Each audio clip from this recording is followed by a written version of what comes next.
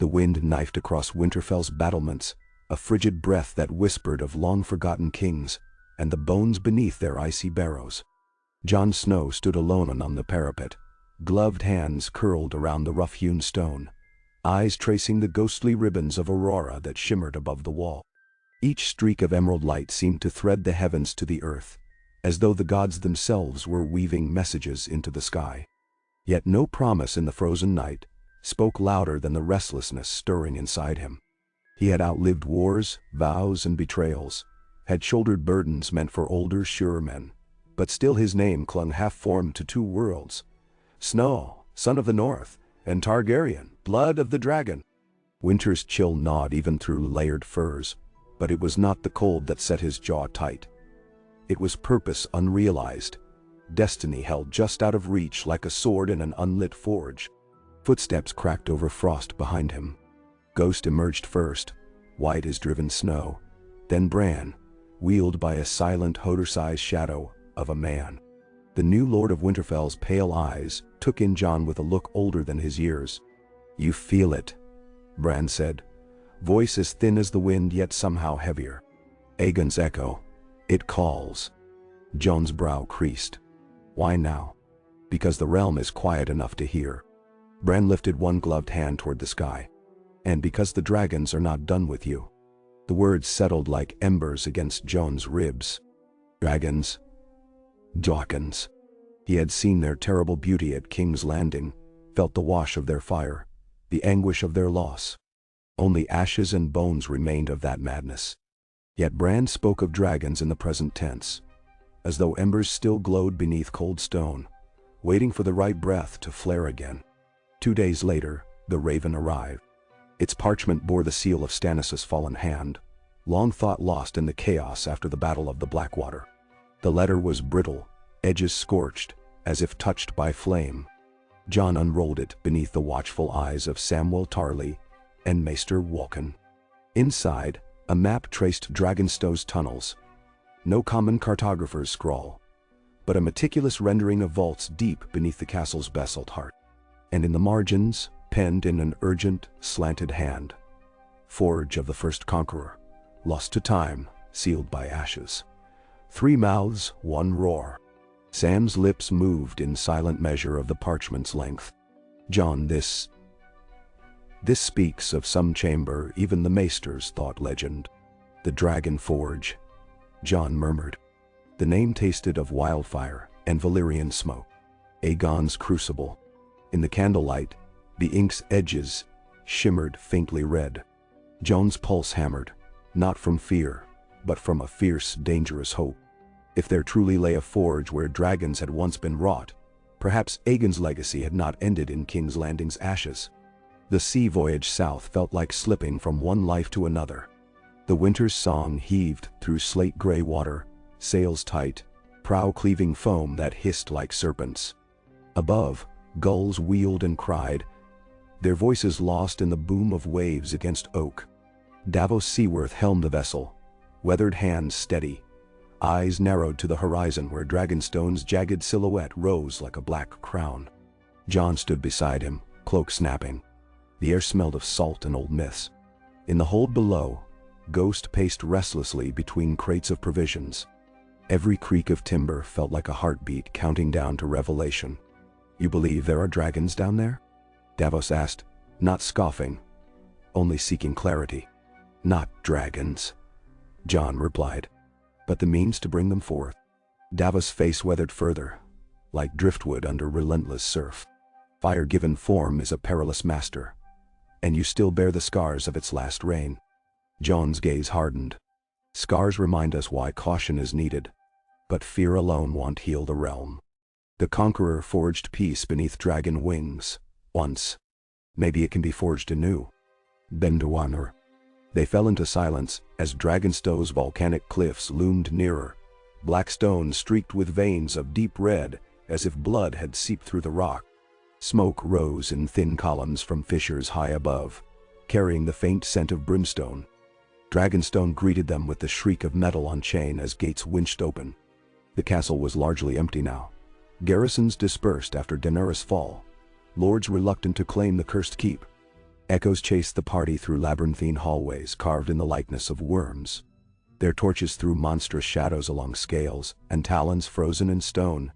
Sam deciphered the ancient schematics while Maester Wolkan catalogued Valyrian runes etched in walls. They descended spiral staircases until air grew hot and heavy, tasting of soot.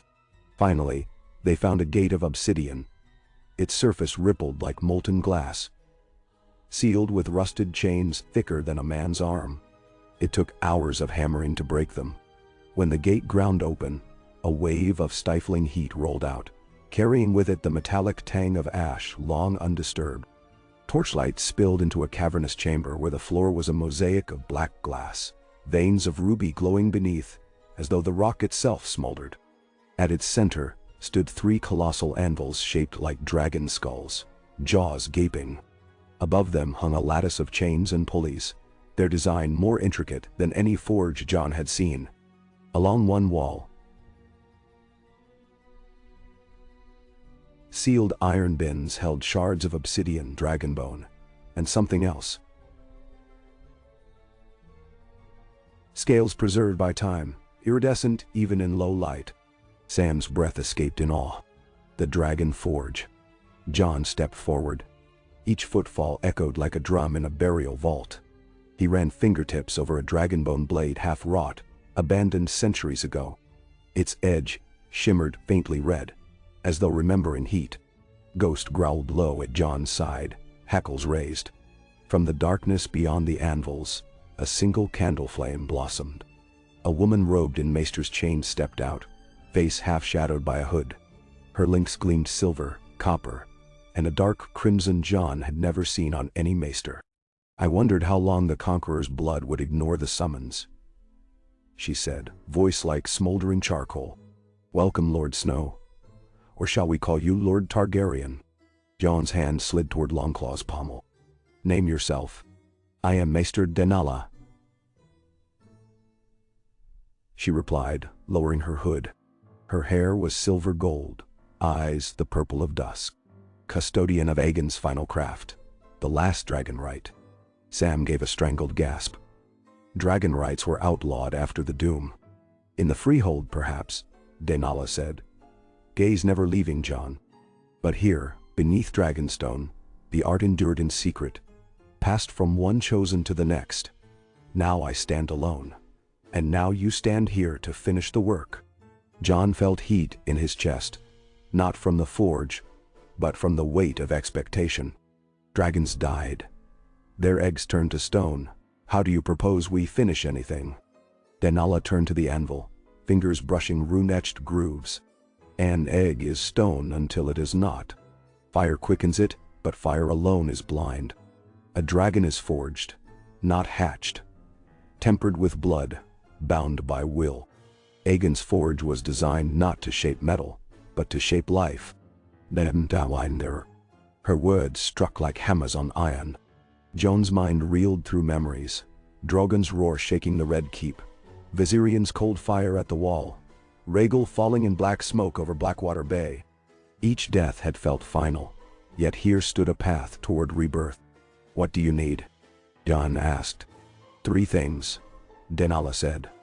Obsidian powdered fine, wildfire to heat the crucible, and the blood of a true dragon to bind the flame. Her gaze sharpened on Jon's face. Your blood. They worked in darkness lit only by forge fire.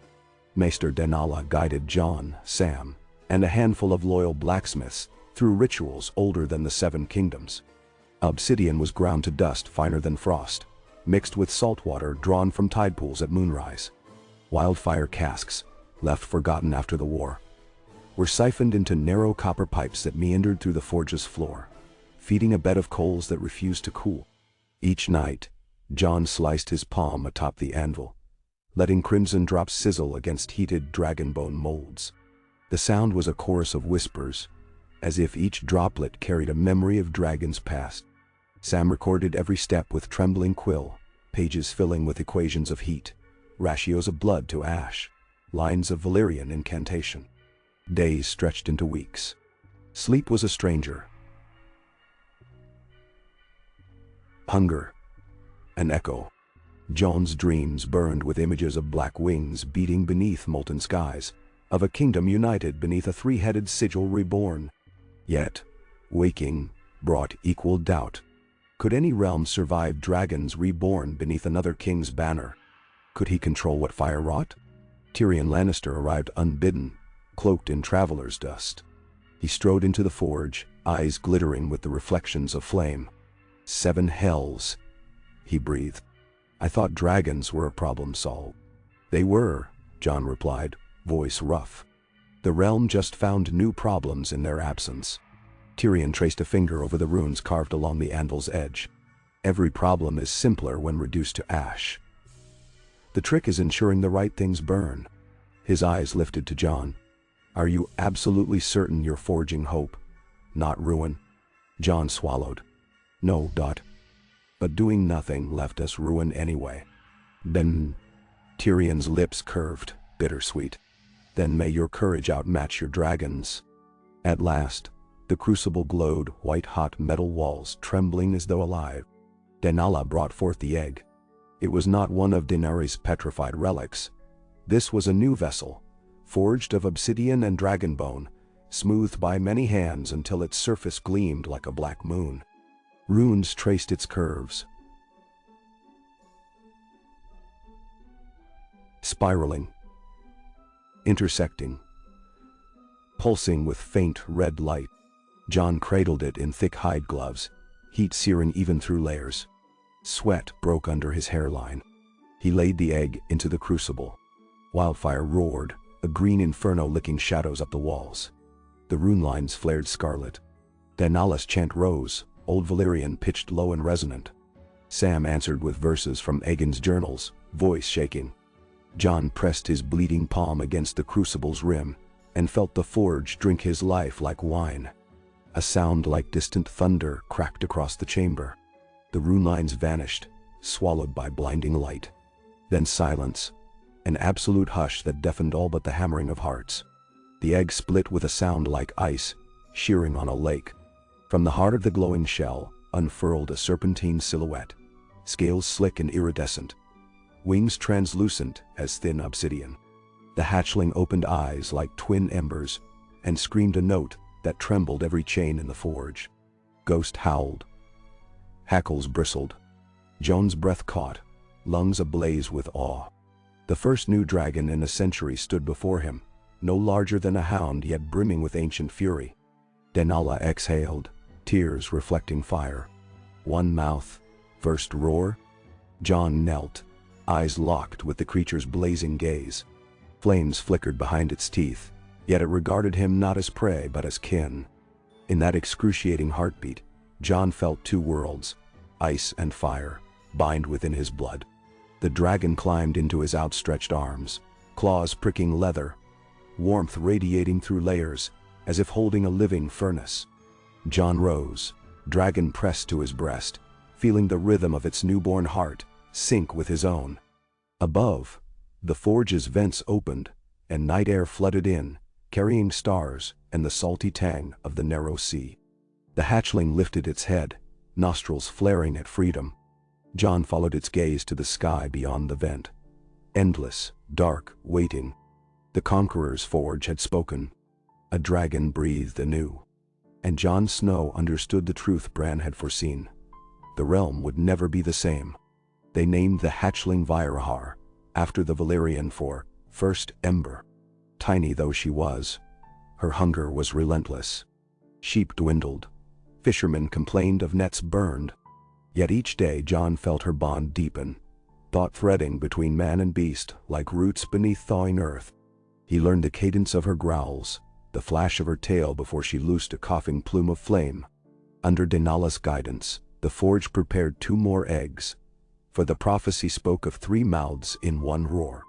Bloodlettings left Jon pale, but he refused to relent, believing his life a small price for Westeros reborn. And always, the specter of doubt stalked his quiet moments. Visions of kings landing wreathed in fire, children screaming beneath collapsed keeps. Was he planting seeds of harmony, or sowing the next harvest of ashes? Word seeped through port towns and wayward taverns. A dragon seen circling Dragonstow's cliffs. Lords whispered. Small folk prayed or cursed. In the Red Keep's court, King Bran's ravens relayed reports of fires on the narrow sea. Sails scorched, hulls split by heat. Yet Bran sent no soldiers, no censure. He only watched the weirwood roots that wrapped his wooden throne. Eyes distant.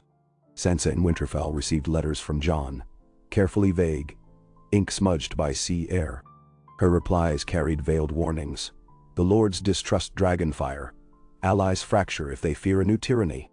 Still, Jon labored. In the forge sub-basalt chambers, wildfire's glow painted his skin, alien green as he bled into runes. Second egg. Third egg. Each birth shook the castle to its foundations. Vyraar greeted new siblings, Umbroth and Celesker, with piercing shrieks that rattled every window. Now 3 dragons roosted along Dragonstow's towers, wings unfurling against sunrise like banners of living night. Their scales echoed different hues, ember red, slate blue, starlit black. Together they screamed a chorus that sent ravens fleeing and fishermen dropping to their knees.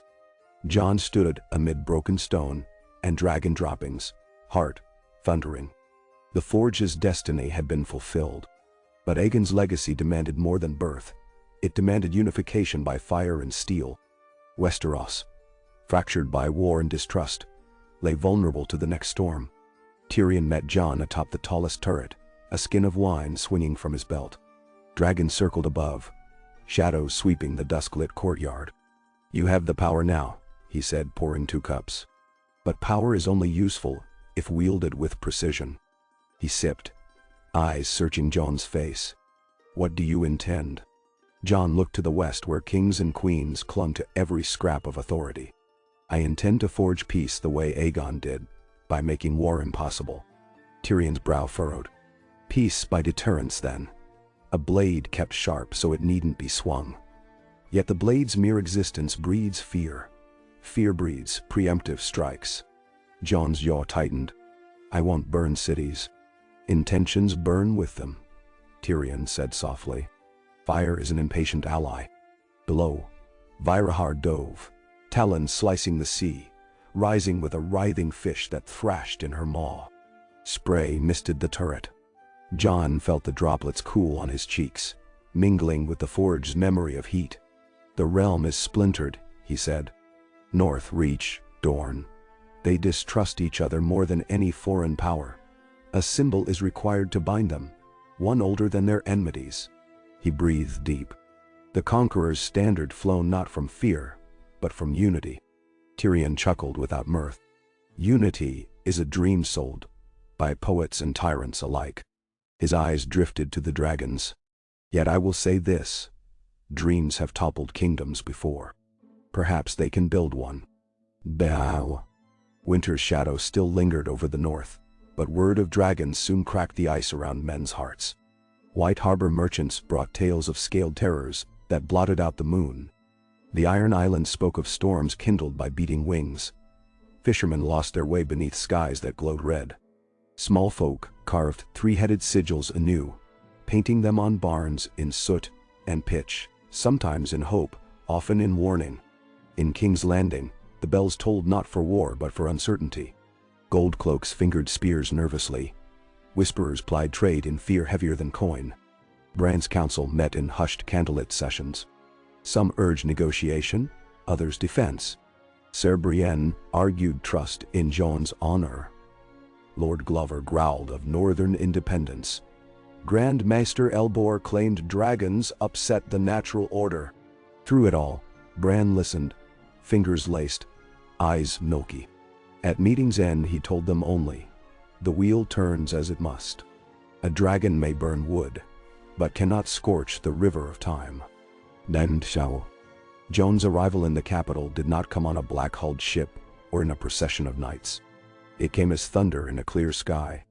3 dragons descended in sweeping spirals, each beat of their wings scattering clouds. Their roars crashed like stormbreak upon the city's river of red roofs. Small folk shrieked and scattered. Gold cloaks threw down spears and covered their heads. But no flame fell.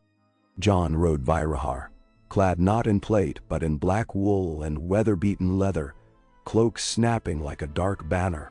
He guided her to land atop the remnants of the dragon pit, those broken stone arches that once imprisoned Aegon's line. Dust billowed, timbers cracked. Civilians gaped from alley mouths, expecting doom. Instead, Jon dismounted, stroking the dragon's snout until her rumbling settled. The city held its breath. Ravens burst skyward. Tyrion hurried from the Red Keep, flanked by guards. When he reached the dragon pit's rubble, Jon met him with a nod. "You chose a theatrical entrance," Tyrion said. "Dragons are theater," Jon replied. "Better the realm sees them under my command than hears rumors and imagines worse." They crossed the scorched ground toward the keep, dragon shadows sprawling behind them. Umbroth and Selesker perched along the city wall, wings mantling like living catapults, ready to hurl fire. Yet they watched silently, as disciplined as war horses. Inside the echoing throne room, Bran waited beneath a pale shaft of light that caught the white roots twined about his seat. His council stood bristling with tension. Jon strode forward, boots clicking against marble streaked with old ash. He knelt. A hush fell, broken only by the scratch of a raven shifting high among broken rafters. "My king," Jon said, voice steady. "I come not as usurper nor conqueror, but as shield. Dragons once united these lands. They can again, but only if wielded with wisdom." Bran's gaze drifted to distant memory. "Dragons are fire made flesh. Fire can warm or it can consume. Which will you be?" "A hearth," Jon answered, "for all of Westeros to gather around." Bran's thin lips curved. "Barely. A hearth still needs walls to keep sparks contained." "Then give me those walls," Jon said. "Grant me leave to fly. Let the people see dragons patrolling against raiders, not burning fields. Let them watch crops flourish under the protection of wings. Let enemies beyond the sea think twice before invading." "Bendawo." Murmurs rippled through the council. Fear, awe, a flicker of hope. Bran's fingers brushed the carved arm of his throne, tracing lines that only he could see stretching through past and future. At length he spoke. "Rise, Lord Snow, bearer of ice and fire. I name you Warden of Wings. Protect the realm with the power you forged, and may your hearth burn warm, not wild." Jon rose. In that moment, the weight of destiny settled not as chains, but as armor fitted to his soul. The council erupted in debate, logistics, treaties, fears. But Jon heard only the distant cry of his dragons, echoing between the cracked domes of the dragon pit. Outside, King's Landing dared to breathe again, awed not by destruction, but by possibility. Children peered from shuttered windows to glimpse black wings folding gentler than they imagined. Merchants counted coins with renewed dreams of safe roads. In the Reach, lords who had sworn never to kneel to northern blood reconsidered. In Dorne, riders carried news that perhaps this new dragon lord might honor treaties older than spite. Night deepened. Jon stood atop Maegor's holdfast. Vyraar coiled sleepy at his feet, breath steaming in rhythmic gusts. The city below twinkled like a field of candles. Beyond it stretched a fractured land stitched by rivers and ambition. Ghost padded close, pressing his muzzle to Jon's hand. Jon's other hand rested on Vyraar's warm scales. Between wolf and dragon, he felt the tether of two worlds, north and south, ice and fire. Threads braided into something unbreakable. He did not know whether dragons would heal Westeros, or whether men's nature would yet steer the realm toward another pyre. But he knew that tomorrow he would fly along the Roserad where bandits preyed upon harvest wagons, that he would land Umbroth before Old Town's gates to bow before the maesters, seeking knowledge rather than tribute, that he would send Selesker skimming Dornish sands where slavers still whispered of lost markets. He would show them all that dragons could be more than instruments of fear. Above, stars stretched across the velvet sky in silent accord. And somewhere in the marrow of the world, perhaps, Aegon the Conqueror's restless spirit sighed. Whether in approval or warning, Jon could not know. But the legacy had awakened, forged anew in the crucible of blood and will. Jon Snow, Warden of Wings, closed his eyes to the whispering night and felt 3 warm heartbeats echo his own. The forge was silent now, yet its fire lived, soaring, vigilant, ready to shape the realms tomorrow on the anvil of the winds. Ka. Ghost claws clicked over the glistening stones of Maegor's rooftop garden, dropping watery footprints where dew pooled in the cracks. Jon leaned against the balustrade, half listening to the faint rustle of lemon trees imported from Dorne years ago for the late Queen Marguerite. Their fruit was stunted now, but the scent drifted through the early morning darkness, sweet, surprising, a note of summer faint amid the city's salt and soot. The first gray light seeped into the east. Jon watched it gather behind the hills, a quiet crescendo that tinted the sky violet, then pale rose. Below, King's Landing stirred like a patient rolling beneath fresh bandages. Lanterns winked out in the winding alleys. Smoke began curling from the bakeries along Cobbler's Square. Somewhere, a rooster crowed. Bold against a horizon only dragons now truly ruled. Vyraar sprawled nearby atop shattered tiles from an old spire toppled during the Great War. Her small chest rose and fell beneath scales that had darkened from ember red to a rich coppery obsidian mottled with wine-dark flecks. Each exhale carried a coal-scented heat that melted beads of dew before they landed. Celesca roosted on the ruined dome of the Sept's broken crossing, wings mantled as though guarding memories buried in rubble. Umbroth preferred altitude and had nested overnight on the highest point of the Red Keep's tallest tower, invisible save for the flash of a slate-blue tail when dawn wind tugged at his perch. Jon's gauntleted hand rested on Vyraar's neck ridges, stroking absently. The dragon did not wake. A low, contented rumble vibrated beneath his palm. All his life he had felt the weight of borrowed names. Snow, Bastard, Lord Commander, King in the North. But this one bond, forged in blood and flame, felt undeniably his. The prospect of guiding all 3 dragons, of guiding Westeros itself, was a mantle heavier than any crown, yet strangely lighter because at last it was clear. Footsteps approached. Tyrion's silhouette appeared, lantern in one hand, cloak dragging over damp flagstones. A chilly gust tried to snatch the flame, but Tyrion shielded it with a cupped palm and eased beside Jon. "Couldn't sleep either?" Tyrion asked. Jon shook his head. "Too much to plan." "I remember," Tyrion sighed. "When my greatest worry at dawn was whether the wine in my cup would taste of dust or slop. Now it's dragons and kingdoms, and what is that smell?" He lifted his chin, sniffing. "Gods, that's pleasant." "Lemons," Jon said. "Lemons." Tyrion grinned wistfully. The city never smelled of citrus before. Dragons must frighten the fleas into scrubbing the streets. His eyes moved to Vyraar. "She's growing fast. Twice the size since hatching," Jon answered. "Maester Denala says she'll soon outstrip the forge courtyards. They all will." "Then best you find larger pastures," Tyrion murmured, tracing a fingertip across the nearest lemon leaf. "Or you'll have every stonemason in the Crownlands begging hazard pay." Jon turned from the sunrise. "I'll fly north today. Show Sansa they're under control. Then west, Old Town, Highgarden. Each lord must see dragons can land without torching their small folk. Then Bavan. See. A tour of reassurance," Tyrion said. "Smart. Bring gifts, grain shipments, healing herbs, perhaps a demonstration of dragonfire clearing invasive weeds, rather than city blocks." He paused. "Still, a few will greet you with crossbows before banners." "I won't answer arrows with flame," Jon said. "Let us hope your dragons agree," Tyrion said, voice quiet. A single panicked flick of a tail, and all those careful promises burn. Literally. Jon looked into Vyraar's half-lidded eyes glowing like twin garnets. "They feel my intent.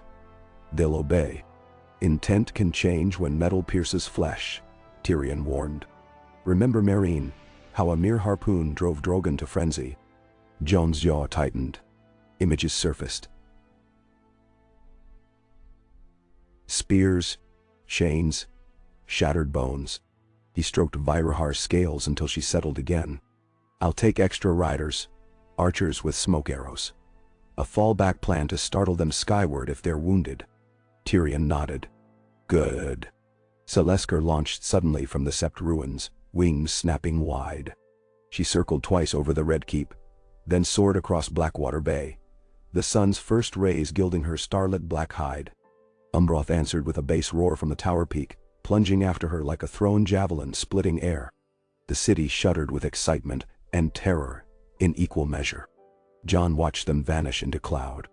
They longed for open sky more than stone nests. Dragons were never meant to roost on man-made perches, Tyrion agreed. But men will still build them cages if afraid. Better to outrun the ironsmith. A bell clanged in the distance, the hour of first muster. Jon straightened. I'll ride within the hour. You'll need Bran's blessing on a royal circuit, Tyrion said. He's convening council just after breakfast. I'll attend. Jon paced a hand along Ghost's snowy back. The direwolf whined softly and fell in step as Jon left the parapet. Tyrion lingered, staring at the abandoned spire where Vyraar now dozed among broken angels. The dwarf whispered to himself, "We are living in the footnotes of a saga whose main text hasn't been written yet and followed." The small council chamber buzzed. Every lord seemed to talk at once, voices ricocheting like quarrels inside a barrel. Brienne of Tarth stood sentinel by Bran's chair, arms folded over brilliant blue satin. Gendry Baratheon leaned against the fireplace, soot on his tunic from an earlier forge visit. Sir Davos sat to one side, worry lines deepened by lack of sleep. At the opposite end, Grand Maester Elbor shuffled parchments, clearing his throat like a heron seeking frogs. Bran's eyes slipped into Jon as he entered. No greeting, but a knowing hush rippled across the council. Chairs scraped. Lords dipped uncertain bows. Jon nodded acknowledgement, planting gloved hands on the table's carved edge.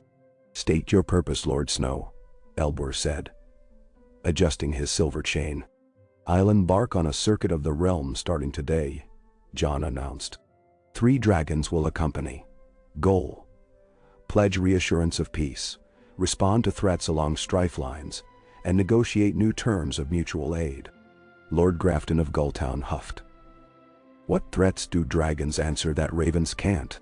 "Raids from the Stepstones," Davos answered. "Ironborn reavers along the Western Isles.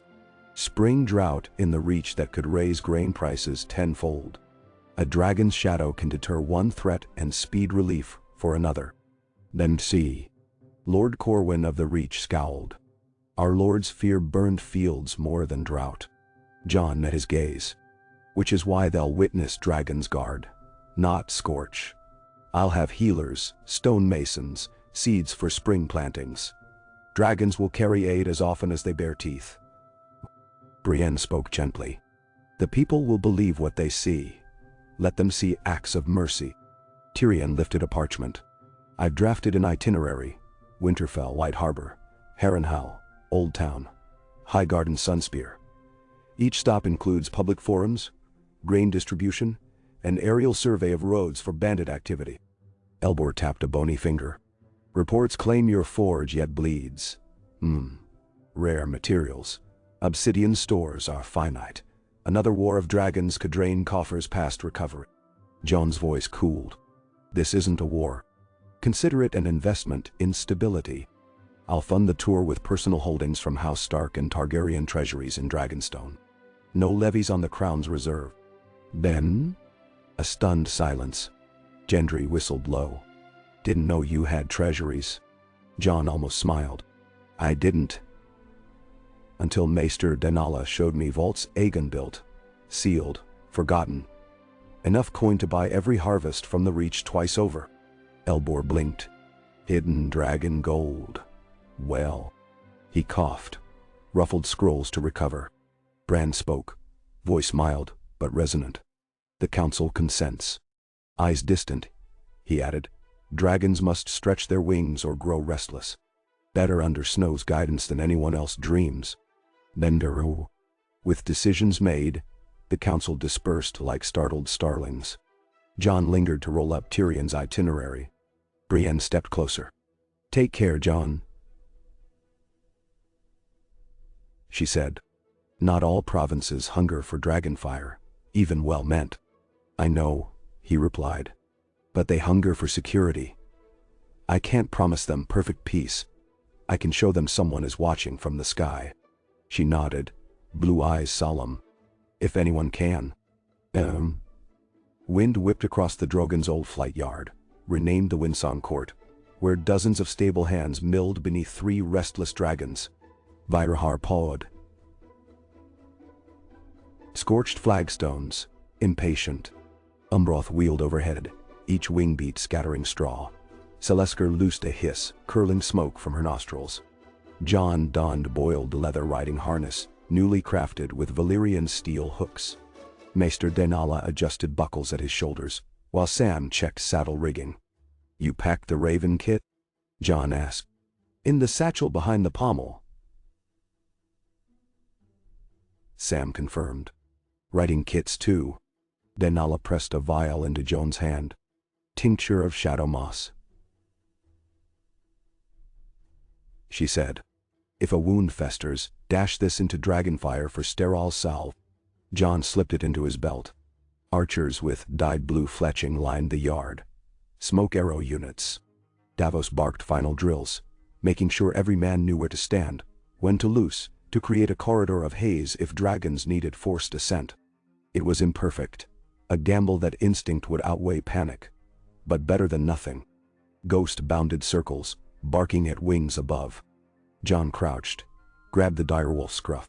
You're staying with Sam. Ghost whined. I'll need you when we ride into winter again, Jon whispered. He pressed his forehead to Ghost's. Guard the forge. The wolf sneezed, but settled beside Sam. Jon mounted Vyraar. Her spine ridges had thickened into fluted plates, giving him grips as natural as saddle pommels. He spoke a soft Valyrian word, Denala taught. Sovagon, rise. Vyraar leapt, claws carving grooves in stone, wings punching air. Dust swirled.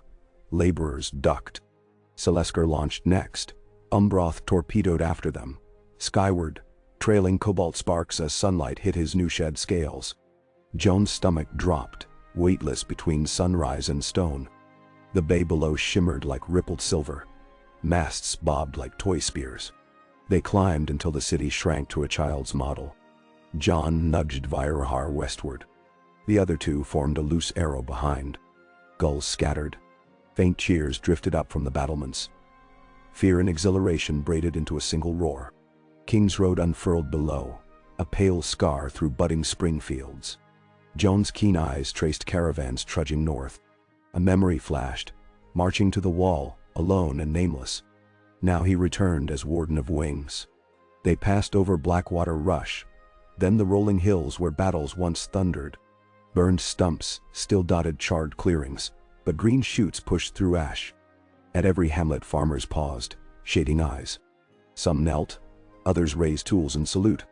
No arrows hissed skyward. By midday they crossed tumbling rivers near the Trident.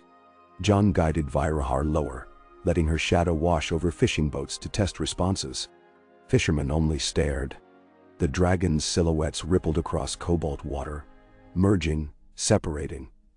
A sigil alive. Near sunset, the towers of Harrenhal appeared, melted black, and twisted into obscene shapes by dragonfire centuries ago. Crows wheeled above fractured turrets. Moss draped walls like shredded banners. The very air smelled of damp stone and old fear. Jon circled once. A lone figure waited in the courtyard. Lord Edmure Tully, freed from Lannister chains and given Harrenhal for loyalty. Edmure's copper hair glinted as dragons descended, stirring up whirlwinds of dead leaves. Jon landed with a dusty thud. The other two dragons perched on molten parapets that once glittered red in Aegon's conquest. Edmure approached, tentatively. Jon dismounted. Your Grace, pardon, Lord Snow. Edmure's voice squeaked, then steadied. My walls remember dragonfire. Forgive me if my knees knock. None shall burn this time, Jon said, offering a forearm clasp. We come to reassure, not threaten. Edmure eyed Vyraar, who nosed a toppled gargoyle skeptically. They look hungry. They're always hungry. Jon admitted. "Which is why I brought 2 wagons of goat from the King's Road. No livestock of yours will suffer." "Then?" Relief softened Edmure's posture. "That boon alone will earn the peasants' love. Wolves took half our flocks in winter." Jon walked with him beneath the warped keep, describing plans for aerial patrols along the riverlands to catch bandits preying on grain barges. Edmure listened, expression easing from dread to cautious optimism. When shadows grew long, Jon allowed Vyraar a brief hunt, released beyond ruined walls with explicit command to range only over marshes. She returned at moonrise gorged, wings dripping swamp water. No fires lit the horizon. Harrenhal passed the first test. And now nay. Over the next weeks, the tour unfolded like a tapestry stitched with living thread. In White Harbor, Lady Manderly hosted a feast where dragons perched on immense wharf cranes, snatching herring tossed by laughing children. At Winterfell, Sansa's eyes welled seeing Jon descend among ancient pines. She laid a hand on Vyraar's scaled brow in formal acceptance, though the wolf banners of the north stirred tensely beneath dragon wings. Yet Jon's promises of northern autonomy held. Dragons never soared within bowshot of villages, without adding casks of salt or bolts of fleece to their claws as gifts. North of the neck, Jon flew reconnaissance over weirwood groves, Bran marked as threatened by wildling logging. A single dragon roar dispersed the axe gangs, and later Jon negotiated new trade of obsidian tools for seasoned lumber, so both peoples prospered without blood. At Old Town, archmaesters lined the Hightower Bridge in pewter masks to witness Umbroth Bank around the Citadel's marble spire, breathing a ribbon of flame that shaped the sigil of the new Warden of Wings, a blazing white direwolf coiled about a red dragon on black field. Performance artistry, courtesy of Tyrion's suggestion. The maesters applauded with cautious wonder while scribes scribbled out accounts certain to fill codices for a generation. In the Reach, drought-cracked fields shimmering with heat grew green within a fortnight after Jon oversaw a massive dragon-drawn irrigation scheme. Fire-fused canals that channeled river water into parched soil. Farmers knelt among sprouting shoots, praising the winged coppers, a local term that swiftly replaced scorchers on peasant tongues. But not all sang. In Golden Grove, a group of knights, loyal to a disgraced Florent prince, attempted to assassinate Jon during a town hall assembly. Hidden scorpions, custom-made, lurked inside haystack carts. The first bolt streaked toward Vyraar's head.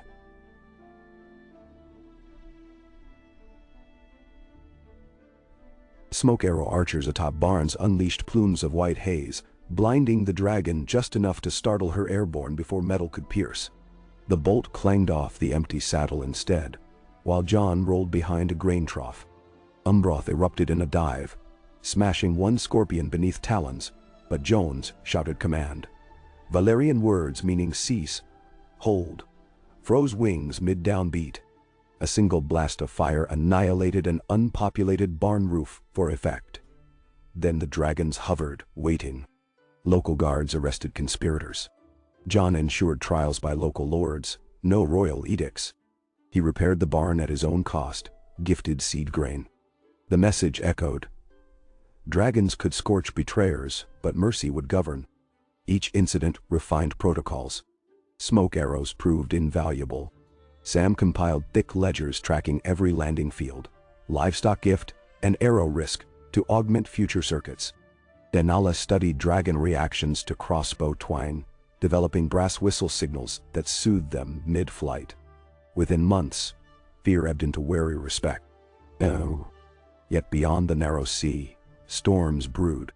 In the free city of Braavos, the Sea Lord spymasters tallied shipping losses to dragon terror, and whispered of new arms, mirrored shields to dazzle wyvern eyes, ballistae laced with toxin drawn from Summerisle's serpents. In Volantis, priests of the Red Temple proclaimed Jon Azor Ahai reborn, half welcoming, half condemning his refusal to spread Arlor's flame. 3 factions vied to claim him. Zealots, mercenaries, merchant princes who smelled profit in dragon ferry trade. Closer to Westeros, the ironborn stirred. Asha Greyjoy had held the Seastone chair under uneasy peace, but her uncle Victarion, surviving embittered, resurfaced with a new-built fleet financed by Pentoshi coin. Tales told of great nets woven from black iron and ship decks coated with tar that burned smokeless green. Victarion swore the seas belonged to the drowned god, not Skyfire. Rumor reached Jon while he camped near Fair Isle, night stars mirrored in Umbroth's sapphire eyes. Tyrion arrived with dispatches predicting an ironborn strike on Lannisport within a moon's turn. Jon weighed options: a preemptive flight to islands or convoy defense along the coast. Ultimately, he chose to protect rather than punish. Dragons would escort merchant fleets, deter raids without seeking conquest. They left at dawn. 3 dragons flanked a convoy of 30 cogs, laden with reach gold grain bound for Gulltown. Sea wind frosted their wings with salt. Gull banners fluttered from masts, fearful sailors praying as scaled shadows rippled across sailcloth. On the 3rd day, Victarion attacked. Iron longships surged from sea mists like knives, prows snarling with kraken jaws. Grappling hooks bit hulls.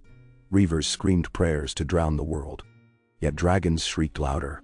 Flame gouted across oars, boiled seawater into scalding plumes that toppled men screaming. But Victarion had prepared. Catapults hurled clay pots that shattered in midair, releasing clouds of glittering dust. Vyraar wheezed, veering. The dust reeked of strong lime and some bitter herb that stung eyes. Jon urged her up. Selesker and Umbroth soared higher, avoiding clouds. Below, a sea of burning tar spread, showing the Ironborn's intention to trap dragons low. Jon signaled smoke arrow squads, now on watch from crow's nests.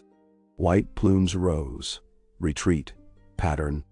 But Victarion's flagship, the Iron Victory, loosed a harpoon trailing heavy chains forged of black steel rumored to resist heat. It arced toward Umbroth. The dragon twisted. Chains scraped scales, ripping a shallow groove. Umbroth roared fury. Jon shouted Valyrian commands through wind and spray.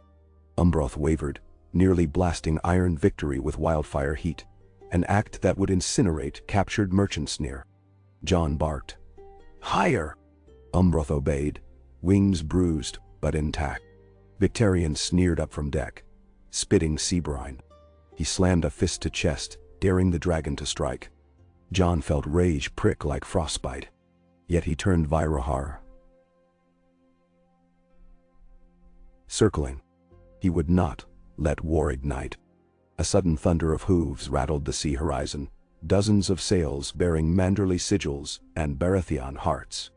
The convoy's allied fleet emerged, horns blaring.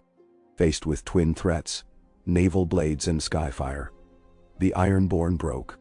Long ships fled into gray chop, tar fires extinguished by foaming wake. Dragons did not pursue. Victarion's voice carried faint on wind, another time snow. Jon hovered, until the last kraken's sail vanished beyond mist. Only then did he descend to inspect damage. No merchant ships lost, 2 sailors burned but alive. Umbroth's wound shallow. Yet the confrontation rattled him. Even restraint birthed chaos. Each battle fed legend, and legend inspired bigger monsters. That night Jon convened council on deck. Davos argued for punitive strike on Pike itself, break Ironborn aggression once and for all. Sam countered momentum toward endless war. Tyrion suggested blockade, starve the fleet's coffers. Jon listened as waves slapped hulls, dragons sleeping curled like dark moons on the mast yards, tails swinging gentle as pendulum bells. He chose blockade. Dragons would patrol shipping lanes. Galleys under Manderley command would shadow. If Ironborn turned raider again, dragons would burn only their sails, not their bones, leaving survivors to drift home with message. Seas remained theirs, but skies under watch. The decision earned grumbles.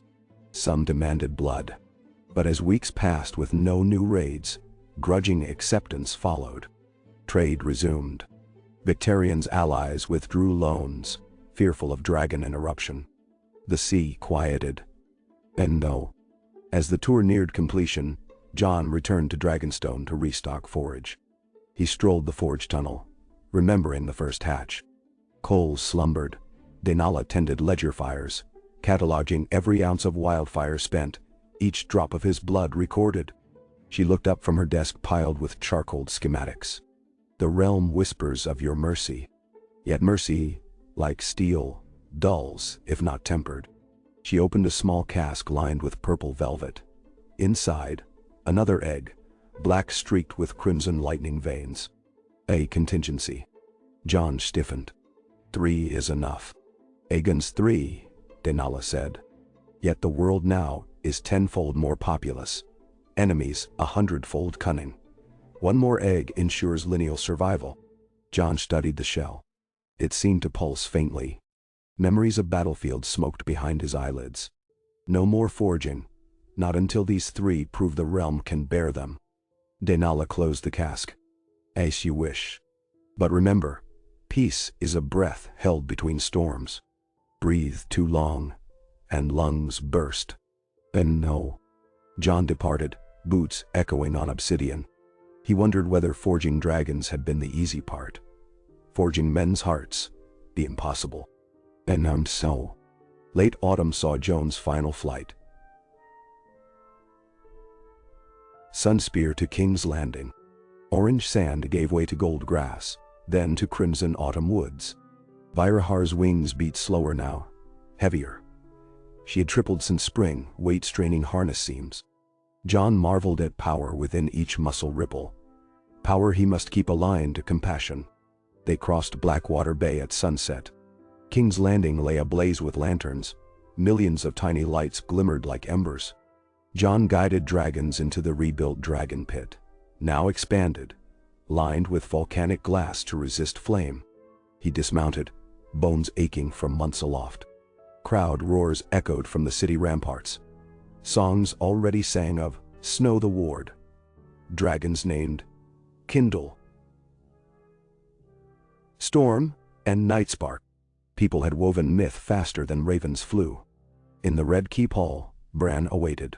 Jon presented ledgers, grain distributions, irrigation reports, casualty counts, remarkably low, charts of merchant profits rising in convoy lines. He spoke of ironborn containment, of maesters warm to new alliances after seeing dragon manure in rich orchards. Peace withheld by threat of flame yet shaped by careful grace. Bran listened, fingers resting in weirwood grooves. You've shown dragons needn't spell ruin, he said. Yet I see fissures beneath this calm. Men will dream of stealing your fire. They've tried, Jon admitted. They will again. Legacy is never safe, Bran murmured. Only shepherded until another shepherd takes up the crook. He fixed Jon with placid eyes. Who will follow you? The question left Jon strangely breathless. He glanced toward open doors, where Vyraar curled beyond torchlight. I don't know. Not yet. Bran nodded, as though that answer was expected, and dismissed counsel. Jon left with a sense of time's loom weaving unseen threads. Winter's breath returned early. Frost silvered the meadows outside the capital. Jon ascended a lonely watchtower before dawn, cloak snapping. Vyraar, enormous now, balanced atop the battlements like a living catapult. Her tail swung rhythmically, eyes glowing amber. Below, the city slept. Peaceful, vulnerable. Jon's heart swelled with guarded pride. Weeks without raids, grain stores full, roads patrolled by joint garrisons of Reach and Riverland troops, all under the subtle watch of wings. Yet in distant darks across the wagging sea, other forges might glow. Blacksmiths feeding steel into ballistae, alchemists refining dust that burned dragons' lungs, kings drafting edicts to lure dragon eggs at any cost. He could not guard against every future, but he could light a hearth, a symbol that power need not devour. He mounted Vyraar, whispered Dracarys your Aegon. Shall we love the day? She trilled softly. Together they leapt into gray skies turned lavender by dawn. Selesker and Umbroth joined, forming a V that arrowed east over rippling bay. From far below rose the first morning hymn of bells. It reached Jon like a promise, fragile, echoing across water and stone. Above it 3 dragons sang an answering note, borne on beating wings. And in the hush between peals, Jon felt the realm balanced on that cord, trembling but whole.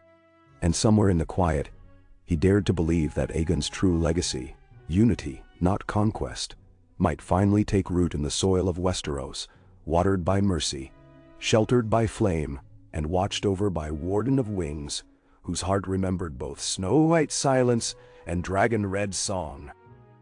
Ka. Torchlight flickered down Dragonstone's deepest passageways as Samwell Tarly trod carefully, scroll satchel thumping against his hip. The stair concluded at a low arch where obsidian teeth overlapped overhead, half burying the doorway in shadow. Beyond lay the auxiliary vault, unsealed until Maester Daenalla's curiosity pried it open. She had described half-finished experiments, molten cores arrested mid-flow, even a glass coffin filled with crystallized flame. Sam swallowed. He preferred parchments to ominous relics, but Jon's request was urgent. Confirm whether any dormant mechanism still smoldered beneath the fortress. A brazier hissed nearby. Sam thrust in his torch, then lifted it high. Shelves emerged, packed with jars of verdigris glass, each holding liquids of impossible hues, copper reds, void blacks, a shimmering azure that drank the light. Sweating, he advanced until one far wall revealed a pictograph. 3 dragons rising from a stylized mountain, crowned by a 7-pointed star. Underneath, old Valyrian script etched in silver. To guard the flame eternal, bind earth, sky, and sea, lest chaos claim dominion. Sam copied the inscription, pulse hammering. A moan of shifting stone answered his quill scratches. The floor beneath vibrated, faint as a held sob. He stepped back. The brazier's fire danced sideways, sucked toward a hairline crack where warm air exhaled. Inside that fissure something glowed, a slow, volcanic pulse, like a heart buried deep. Sam's breath steamed. He replaced the parchment, retreating without turning. The forge had never been truly dormant, merely sleeping. On the mainland, autumn's edge sharpened. In Winterfell's Godswood, scarlet leaves clung stubbornly to their weirwood's pale branches. Sansa stood before the carved face, cloak lined with marten fur, reading letters humming with rumors. Her brother's dragon circuit had soothed many fears, yet not her own. Whisper ravens told of free cities arming, of ironborn forging nets of cold iron, of southern lords stockpiling wildfire, just in case the dragon lord betrayed his leash. Peace was a robin's egg in a nest of hawks. Arya emerged, silent as snowfall. Her travel leathers smelled of horse and pine resin. She touched Sansa's arm. "Dog heart talk in the taverns," she murmured. "Some louts boast they could knife Jon in his sleep and claim a dragon for ransom." Sansa lowered the parchment. "Has King Bran strengthened his guards?" "More eyes than swords," Arya said. "Eyes like his. The courtyard ravens, the tunnels, the weirwood roots. Still, an ordinary blade could slip between shadows." Sansa's gaze hardened. "Then we'll root out the shadows." She folded the letter. "Ride south with me. If our brother is too busy tending wings, someone must mind the moss between stones." Arya's smile was swift. "I was hoping you'd ask." 2 hours later, they galloped beneath the broken towers, heading for Moat Cailin, where river barges waited. Wolves howled long after they vanished. Warning, farewell, or both. In King's Landing, Jon listened to Maester Ebrose, recent envoy from Old Town, drone over defensive treaties dating back 2 centuries. The Maester's ink-smudged fingers traced clauses about dragon, stabling near densely populated ports. Jon tried to focus, but his mind kept drifting to Sam's raven. "Forge echoes, deep flames still active. Advise caution." He pictured molten veins running under Dragonstone like fiery serpents. Had Aegon built safeguards Jon never uncovered? A meeting adjourned. Ebrose waddled off muttering.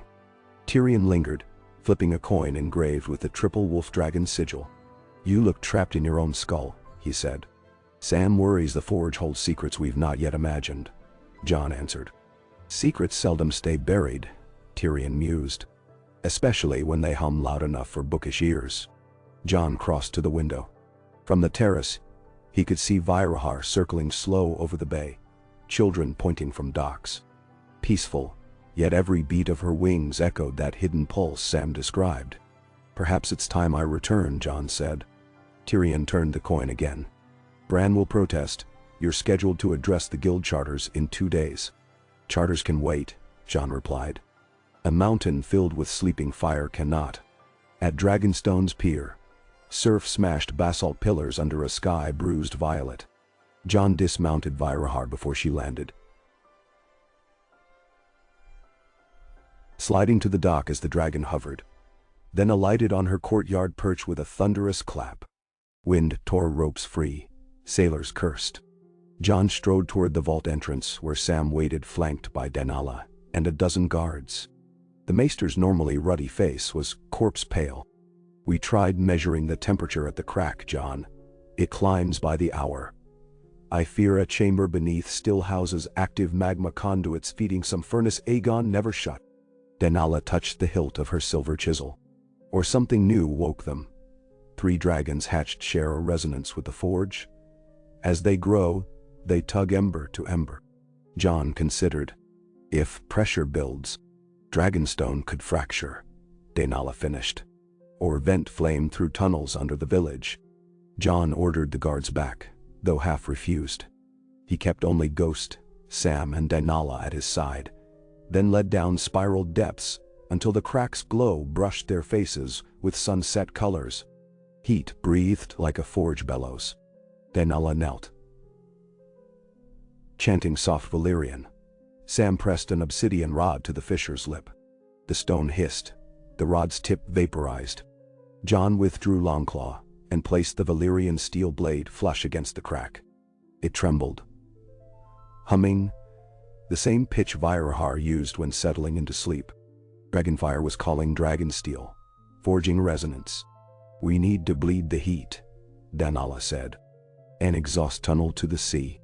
Sam looked doubtful. Carving through basalt could take months. Jon exhaled. "Not if we let dragons do the carving." He turned back toward the stairs. Vyraar met him with tilted head. Jon pressed his brow to hers, exchanging images, magma flickers, sea foam. She rumbled assent. Hours later, as tides receded, all 3 dragons lined the south cliff. Jon mounted Vyraar, raising Longclaw overhead to catch moonlight. He pictured the tunnel path, down angle, ells long, opening beneath high tide mark. He spoke the command, Dracarys Jalor, fire carve. 3 throats ignited, jets coalescing into a white-hot beam that chewed rock. Obsidian boiled, seawater hissed into curtains of steam. Basalt glowed orange, then slumped like wax. Villagers watched, jaws slack, from a safe rise. The dragons paused, heaving breath, then fired again. All night they worked, resting in turns. Ghost paced cliffs, yipping at each roar. By dawn, a smoldering tunnel vented pink steam clouds into the bay. As tide surged, water met magma, erupting into geysers that cooled molten rock into jagged black glass. Lining the new channel, a deep growl echoed below, lava rushing to meet sea, pressure escaping. Jon dismounted, legs shaking from heat and the psychic resonance that hammered his skull. Denala appeared, hair plastered with sweat. She touched the cooling glass. No more tremor, the forge slept again. But the display had not gone unnoticed. On the horizon, sleek hulls bobbed. Braavosi warships bearing the purple Nemirian hand. Their outriders had spied the night blaze, misread it as proof of a weapon greater than dragons alone. Already,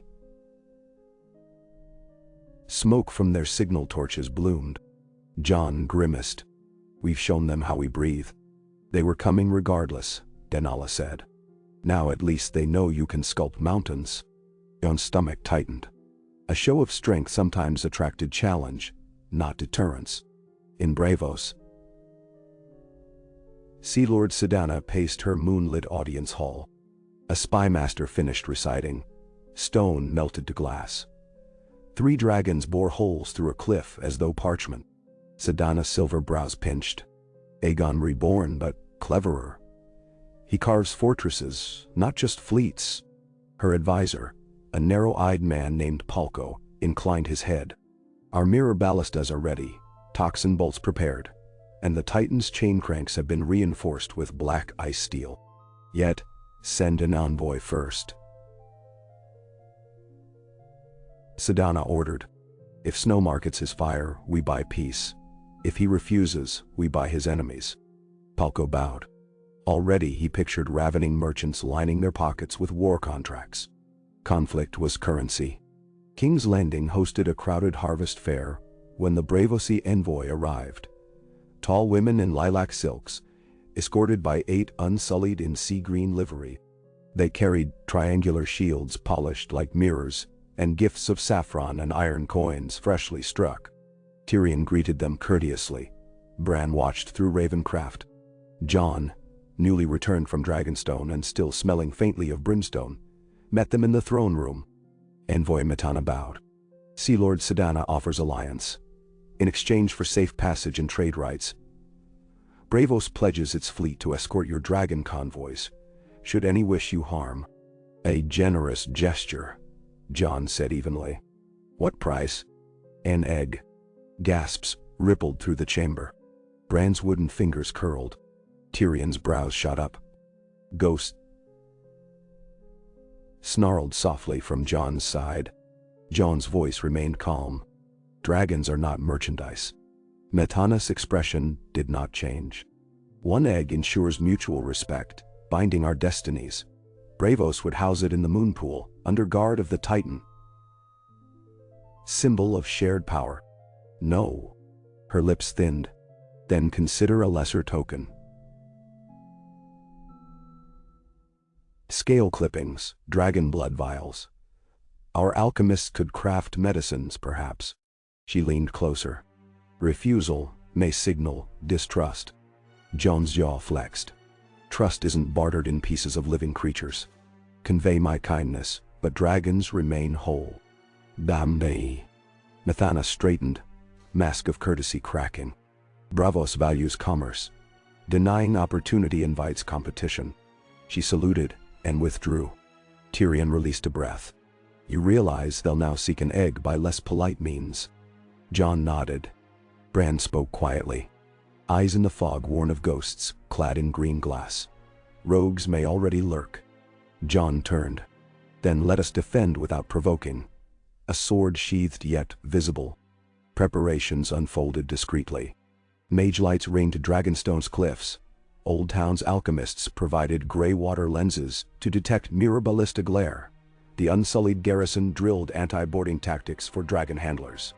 Still, knights felt uneasy, each creak of rigging perhaps heralding thieves. Arya arrived in Dragonstone's village disguised as a fisherman, slipping through watchers to Yon's solar. She carried 2 severed braids from Braavosi cell sails, proof of attempted infiltration. They prowl.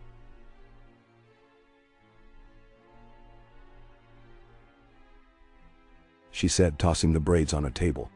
Found these lads measuring tunnel vents. Jon eyed the trophies. Alive, tied in the hold, your justice or my blade. Jon considered. Question them first, then decide.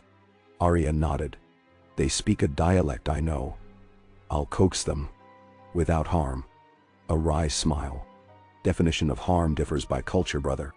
Jon forced a half smile. Midwinter, struck with storms that lashed Dragonstone and slammed ice onto the capital's quays. Merchants moored deeper in Blackwater Bay. Markets huddled under canvas awnings.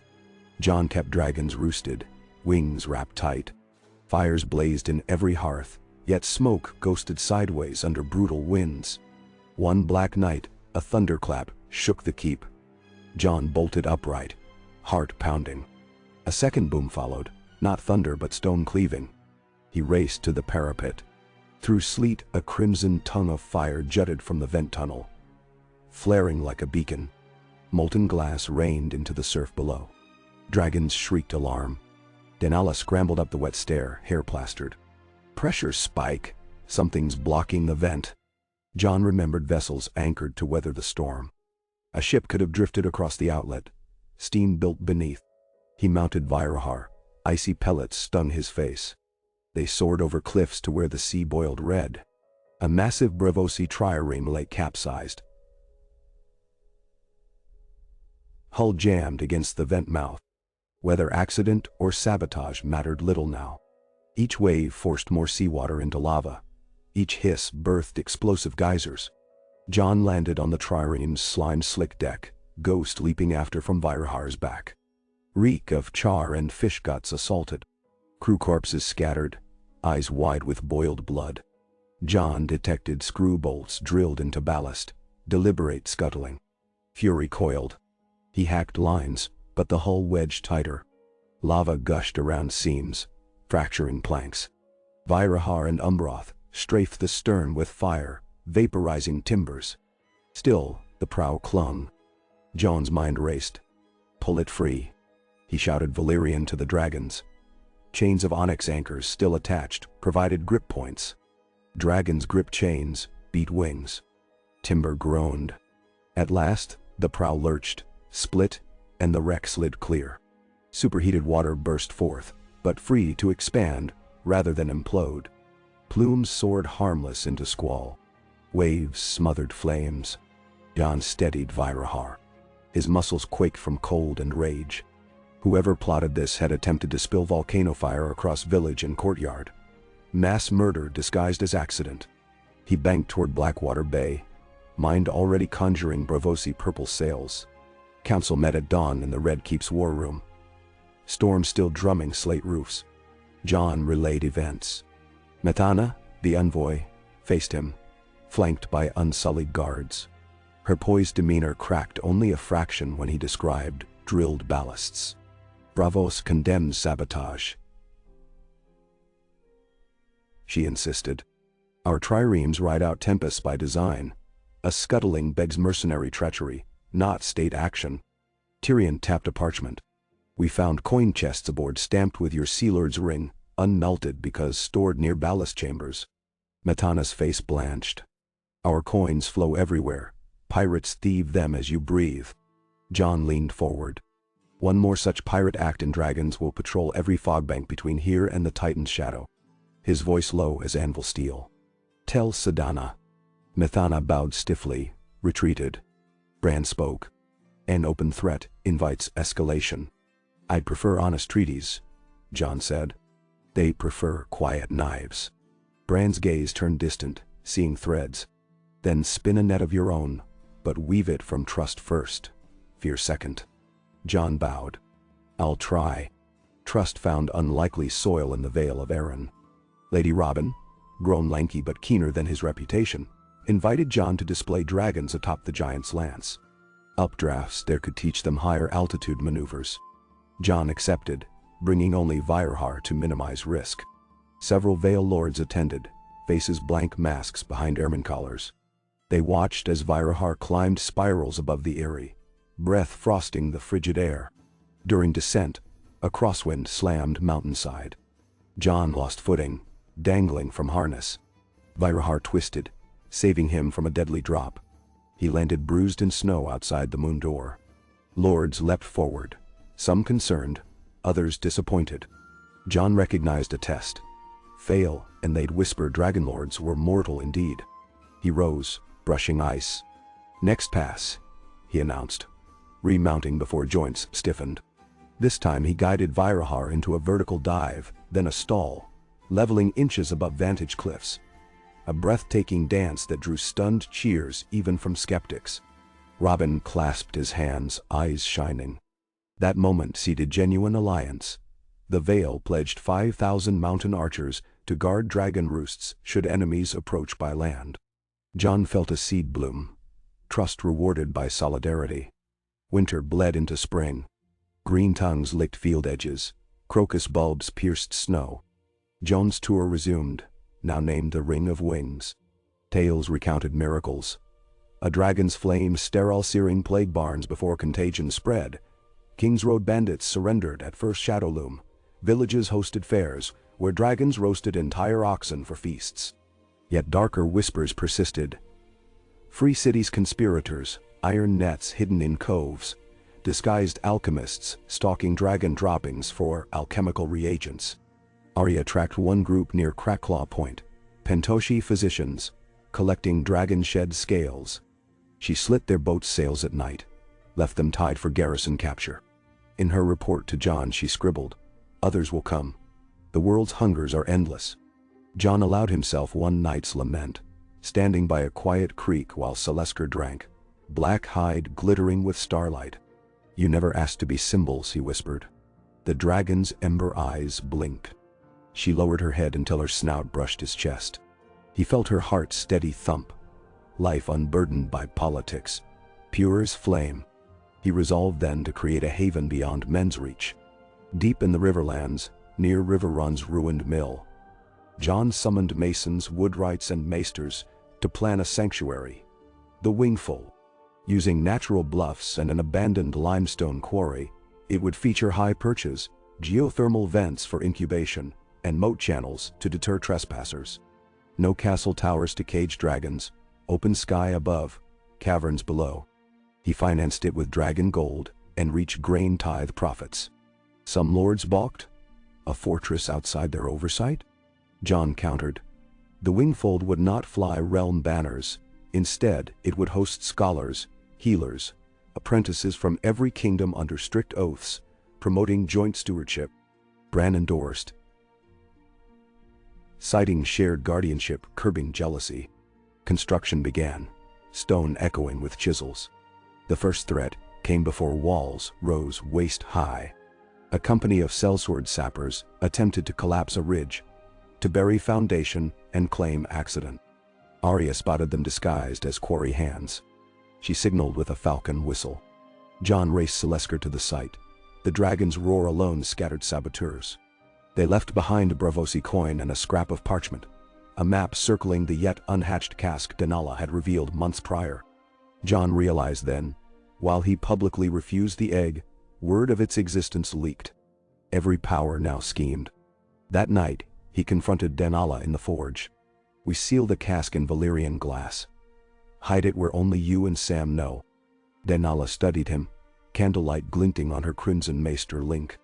"And if your three fall? Extinction comes quick." "I'd rather extinction than a dragon raised by cutthroats," Jon said. She inclined her head. "Yes, you will." Yet her eyes lingered on the cask like a mother parting with a child. On the sea road west of Old Town, a rumor reached Jon. A healer in Lys claimed dragon blood cured withering sickness. Parents paid sailors terror-priced coin for stolen vials. Jon felt sick. His own generosity twisted. He summoned the healer by Raven, offering audience to verify claims. She never arrived. Her ship burned at anchor. Sailors strangled, silenced by unknown hand. The lure of dragon blood had spawned a black market already soaked in red. Tyrion observed, prohibition breeds hunger. Consider regulated allocation, controlled studies, minute doses. Memsan Noah. Jon bristled. "I will not farm my companions." "Better you than smugglers butchering them in the night," Tyrion replied. "Refusal doesn't end demand, it reroutes it to monsters." Jon paced. A compromise formed. Shed scales and blood drawn during routine talon injuries, already waste, could be offered for maester study under oath never to commercialize. Benefits must flow free to the realm. Plague vaccines, salves, not sold elixirs. The conclave grudgingly agreed. Even so, black market whispers persisted. Now peddling? Pure hatchling marrow, often faked, sometimes stolen from wyverns or wyvern-baited goats. An underworld blossomed with dragon lore charlatans. Each new scheme threatened public faith. Year's end neared. Snow-dusted capital roofs. Jon attended Bran's winter court, wingfold progress at 70 feet tall. Lords arrived robed in furs. Speaking of bumper harvests,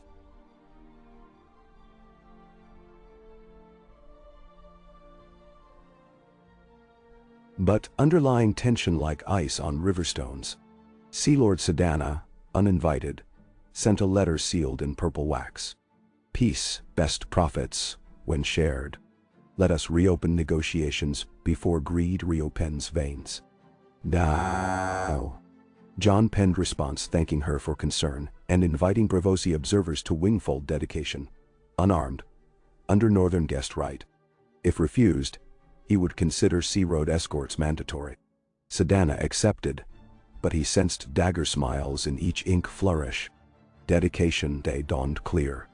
Snow blanketed the meadow, lending the limestone ramparts brilliance like pearl. Hundreds gathered.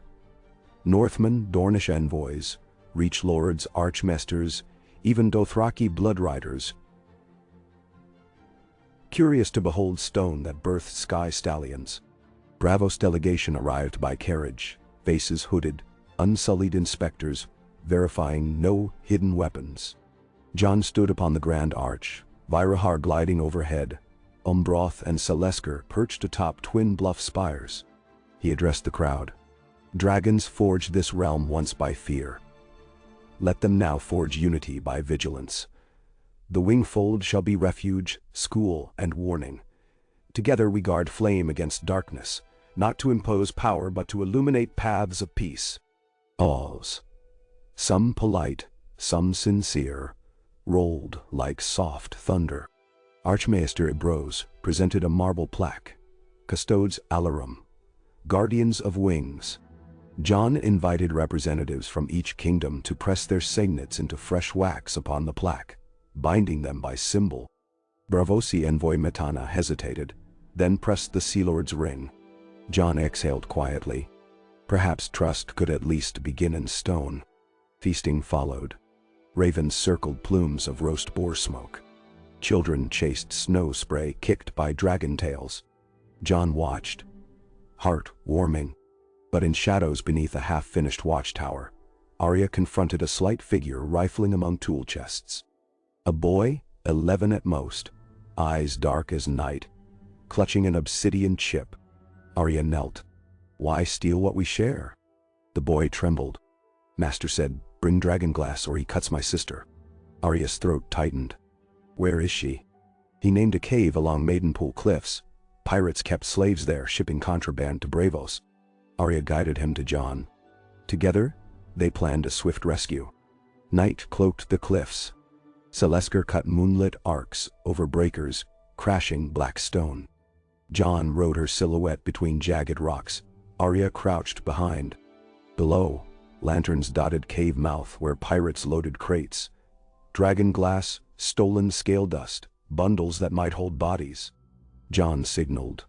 Umbroth swept inland, blowing a long roar that bounced off hills, drawing pirates' eyes. Arya dropped first, silent arrows piercing watchman throats. Jon landed. Selesker exhaling a thin sheet of fire that blocked escape, but spared ships. Ghost barreled in, jaws flashing. The skirmish ended swiftly. Slaves shackled inside were freed, 24, including the boy's sister. Among crates, they found correspondence stamped with the Braavosi merchant house, Geltorso. Explicit orders to acquire dragon materials for alchemical research. Even children were currency. Jon's fury burned colder than ice. He confiscated letters, bound surviving pirates. He would present them at the Wingfold's tribunal, with Braavosi observers present. No illusions now. If Braavos could not police its own merchants, their moral standing faltered. At trial, Metana's mask cracked fully. The House of Geltorso operates independent.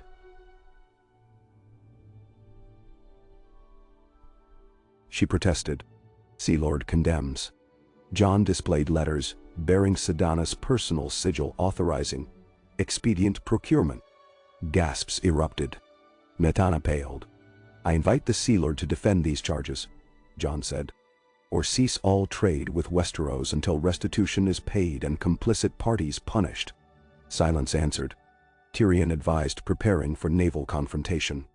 Jon agreed defensive readiness, but publicly reiterated desire for diplomacy, giving Braavos moons to act. Meanwhile, Westeros would fortify sea beacons, recall the Manderley fleet, deploy dragon patrols along shipping lanes. Weeks bled into anticipation. Sam, returning to forge duty, announced the magma vents stable, but predicted another cycle of pressure within years. Wingfold masons completed final parapets. Bran summoned Jon privately. "You stand at horizon's fork," Bran said. "Choose path of constant vigilance, dragons chained by duty, or path of open fire, dragons unleashed to deter by fear." Jon's answer came after long silence. "I choose the hearth, but hearth fires need guards, else sparks wander." Bran's eyes seemed almost human briefly. "Then keep the hearth warm." On midsummer morning, ravens declared Braavos deposed Sea Lord Sedana under council coup.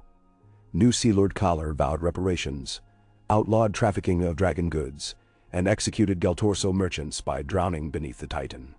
His letter reached Jon with crates of silver as apology, and an invitation to a grand treaty renewal summit in the autumn. Tyrion chuckled. "Nothing stabilizes politics like fear of dragons torching the harbor." Jon replied graciously, yet declined to attend, sending Sam and Daenala instead with healing draughts as tokens. Dragons would stay home. Fear had done enough. Now goodwill must walk. Summer waned golden. In the godswood of the wingfold, Jon sat with Sansa and Arya under ash trees, where arrows stuck in distant targets. Children from all kingdoms practiced archery side by side, while maesters taught letters. A Dothraki boy and a Dornish girl argued over which dragon flew fastest. Laughter smoothed accents. Sansa sipped arbor red. "You've turned dragons from weapons to words." "Not fully," Jon said, watching Celescar glide high above, casting mottled shade. "The world still fears them. Fear keeps fools cautious," Arya said, twirling a practiced dagger. "But so does hope." Ghost dozed at Jon's feet, muzzle twitching. Vyraar's roar echoed faintly from the western ledges, greeting sunset. Jon closed his eyes, feeling the dragon's presence like answering heartbeat. The sky burned vermilion, bleeding into purple. Colors of fire and dusk, of endings and beginnings. He felt a quiet certainty. Aegon's legacy had indeed revived, but not solely through dragons. It thrived through every bond formed, lord to commoner, kingdom to kingdom, human to beast. The realm breathed in wider arcs now, wings spreading beyond old cages. Perhaps someday, dragons would simply be neither conqueror's tool nor terror, but partners in the endless weaving of ice and fire across skies unmarred by smoke. For now, though, Jon rose, lifted his horn, and blew a low, resonant call. 3 dragons answered from different corners of the twilight, converging above him in a spiraling dance that painted the heavens with living constellations. Children gasped, lords removed helms, bakers paused kneading, and in that moment the realm stood united, all eyes lifted, beneath the guardian wings of the legacy reborn. Indandai. Smoke from the evening cookfires drifted in ghostly scrolls around the limestone ridges of the wingfold, as Jon strode through the courtyard, boots clicking on frost-slick paving stones. A pale half-moon hung over the battlements, silvering the dragon perches and setting every iron rivet aglint. Vyraar crouched at the highest roost, a living gargoyle 3 times a warhorse's mass, her eyes reflecting torchlight like polished garnets. She tracked Jon's progress, but made no sound. The keep had been quiet since sunset. Too quiet, he thought, as though the very walls inhaled and waited. He crossed beneath the main arch where new banners rippled, direwolf entwined with 3-headed dragon in stark black stitching on deep gray cloth. Beyond, masons scraped mortar from freshly set blocks, finishing the last of the watchtower braces. They worked by lantern, their humming songs weaving with the low mutter of forges where ring mail for wingfold rangers cooled on pegs. Hammer strokes rose, fell, then faded, swallowed by the hush of late autumn dusk. Jon paused at a balcony overlooking the training paddock. Archers released flights in perfect rhythm, arrows hissing past straw dummies clad in painted mirror shields. At each volley, flaming braziers flared, illuminating rivulets of hoarfrost on straw. The rangers had drilled for weeks against Braavosi tactics, learning to train dragons' eyes on glints, to cloak torchlight in smoke, to scatter shiver powder clouds that ate shine and baffled reflective sights. Their discipline filled him with weary pride. Every knife in the dark forced these extra labors, yet the men smiled anyway, eager to prove themselves worthy of sharing an eyrie with myth. Ghost padded up the stairs and nuzzled John's palm. Reassurance offered, reassurance accepted. Together they descended to the undercroft where Maester Denala awaited among scroll racks. A single candle burned, revealing motes dancing like tiny sparks before vast shadow. She sat hunched over a crystal lens, examining a shard of volcanic glass. "It sings," she murmured as John approached, not glancing away. The shard glowed faintly, pulsing once every breath. "A resonance born last month when molten ruins met the sea. I thought the new vents had settled. But now this." John lifted the fragment. A subtle thrumming rose through his fingertips, the same pitch he sometimes felt along Vyraar's spine when storms approached. "Pressure building again?" "Not quite," Denala answered. "This is a different note. Lower. Like something vast turning in sleep." She bit her lip. Perhaps an older chamber deeper still, untapped. John rubbed weary eyes. "And that matters tonight because the same resonance echoed from a stone I took off a Braavosi prisoner's neck." She produced a pendant, a coin-sized disc of obsidian framed in silver runes. "They've been collecting forged glass, tuning it like flutes until it hums to whatever stirs below Dragonstone. I suspect they mean to provoke an eruption you want control." "A second sabotage," John said, anger simmering cold. He pocketed the pendant. "Double the sentries round the vents. If Braavos wants a war of stone and fire, they'll meet steel and sky first." Denala nodded, but her eyes lingered on a parchment sprawled open beside the lens. Valyrian symbols snaked across margins in charcoal strokes. At the bottom, 3 words glimmered wet with fresh ink. "Dr. Jalian Vaison Lenton. Ice's vigilant flame." "What is that?" John asked. Her voice lowered. "An oath draft. For the dragon wards of the wingfold. Keepers sworn to guide the forge if you fall." John exhaled. "Let's hope they remain words on parchment." Up in the rookery, ravens rustled restless under the dim glow of braziers. Samwell Tarly shuffled scrolls, ink-splashed sleeves pushed to elbows. He looked up, spectacles skew. "John, message from Sunspear. Prince Corys reports Braavosi galleys anchored off Gaston Grey. Claims they're escorting a Mercy fleet to deliver grain. But the Martell Watchers counted treble catapults on deck. Not exactly philanthropic." John scowled. "How soon can Sunspear muster their ships?" 2 days if winds hold," Sam said.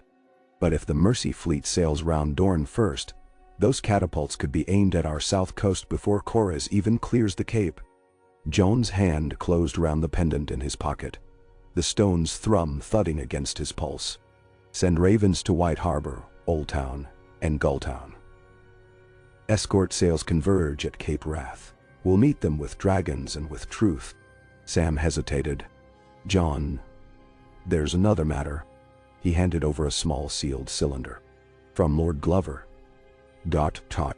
His patrol captured a Braavosi courier near the neck, carrying sketches, detailed maps of the wingfold's vent tunnel, the forge chambers, and this." Inside the cylinder lay a thin sliver of translucent crystal, curved like half a lens, etched with tiny sigils. The courier boasted their alchemists can channel dragonfire through such lenses, multiplying heat tenfold. He called it sky glass. Claims one volley could melt castle walls. John felt the last strands of patience fray. How many lenses did they make? Unknown. Sam swallowed.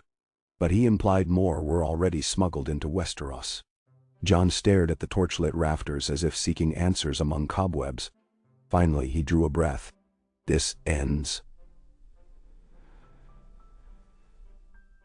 tonight." He summoned his inner circle to the Windspire Hall. Tyrion, Brienne, Davos, Denala, Sansa and Arya newly returned. Travel dust on cloaks. Maester Walken, Archmaester Ebrose, and Lady Robin Arryn's envoy Sir Leon Frey. Representing Vale archers stationed nearby. A long oak table bore maps, sea-salt-coated charts, letters pinned with daggers. Ghost lay silent under Joan's chair, eyes mirror-bright. Jon planted the skyglass shard in the center so its edges caught lamplight, spraying rainbow lances across the maps. Braavos prepares a weapon that bends dragonfire. Coupled with their mirror ballistas, they mean to clip wings, then bleed our forge for eggs. We can bargain no longer. Silence answered. Wind moaned round eaves. Tyrion cleared his throat. If you strike first, the free cities will unite. Not only Braavos, Pentos lice, possibly even Conqueror hunger for a piece of guardian flame. You'll trade one enemy for several. Brienne frowned. Better a first strike than waiting for catapults under the guise of mercy. Davos rubbed his beard. Merchant princes count coin first. Show them fire's cost, they might recalculate. Sansa's gaze was cool. Then make the cost unforgettable, yet swift. Burn their siege fleet at anchor. No civilian harm, no captured sailors paraded. Just smoldering masts. Send ravens after. Return to trade or drown in ruin. Abros flinched. Harsh, my lady. Necessary, she replied. Or we watch dragon hatchlings carved for potions. Jon listened, weighing counsel. Finally he spoke. We'll deliver a demonstration, not a massacre. Braavos sails tomorrow for King's Landing to honor the wingfold's charter. We intercept outside the gullet, disable catapults, scuttle lead ships. Leave survivors adrift. Dragons will aim only at war machines. Then we board, seize skyglass stocks, and send them home with what remains of their hull. Tyrion sighed. That may suffice, provided we strike with precision beyond any battle yet fought. Jon looked at Daenala. Can our dragons shape flame that tight? She met his gaze. Yes. With guiding lenses of our own. I forged two from the same glass. Only they bend heat away from living wood. Fit into harness pods. A dragon's breath can carve pinholes, slice rigging, melt catapult arms without touching deck planks. Nenderwand. Jon nodded. Prepare them. We fly at dawn. Arya leaned forward. I'll join by sea, infiltrate from below. If they hide skyglass in holds, we need blades on deck. Brienne tapped table. You'll not go alone, wolf girl. I'll sail with you. A ghost of a smile flickered on Arya's lips. Jon surveyed faces ringed by lamplight. Veterans, scholars, siblings. Tonight, rest. Dragons, steel, and steady hands will carry dawn's burden. For the realm, for every child freed from a slaver's hold, this ends. Mensagat. Night deepened, but sleep evaded Jon. He climbed the northeast turret where cold wind whipped his cloak. Vyraar clung to the tower apex, muzzle raised to taste distant sea spray. Jon laid a hand on her jaw. Warmth bled through glove and skin, soothing. He closed his eyes, sharing images. Galleys, gleaming lenses, the smell of saltwood, the scream of scuttling timbers. She rumbled, wings unfurling just once in acknowledgement, then settled, calm as a watchful mountain. When dawn's first ember slit opened across the eastern sky, 3 dragons launched from the wingfold, talons carving rime from stone. Archers lined ramparts saluting with goose feather shafts tipped in white dye. No threat, only farewell. In the yard, villagers craned necks, faces flushed with pride and worry. Jon rode Vyraar. Umbroth carried Daenala and 2 rangers laden with harness pods. Selesker bore Tyrion, who insisted on witnessing the gambit, quipped that history required scribes with first-hand eyes. Wind roared, drowning last traces of hearth and stable. They climbed above shredding clouds, chasing sunrise that cut the world into fire and shadow. Far below, Brienne's galley Starfall skirted shoals, Arya hiding beneath rope coils, among hand-picked Vale Marines. Davos helmed a second sloop packed with maester surgeons, prepared for sea rescues. Sansa stayed behind, quelling her heart with duty, overseeing wingfold defenses should treachery break homewards. The gullet narrowed between Cape Wrath's granite fangs and Crackclaw Point's chalk cliffs. There the Braavosi Mercy fleet sailed. 13 triremes in perfect chevron, sails emblazoned with purple hand of the Sea Lord.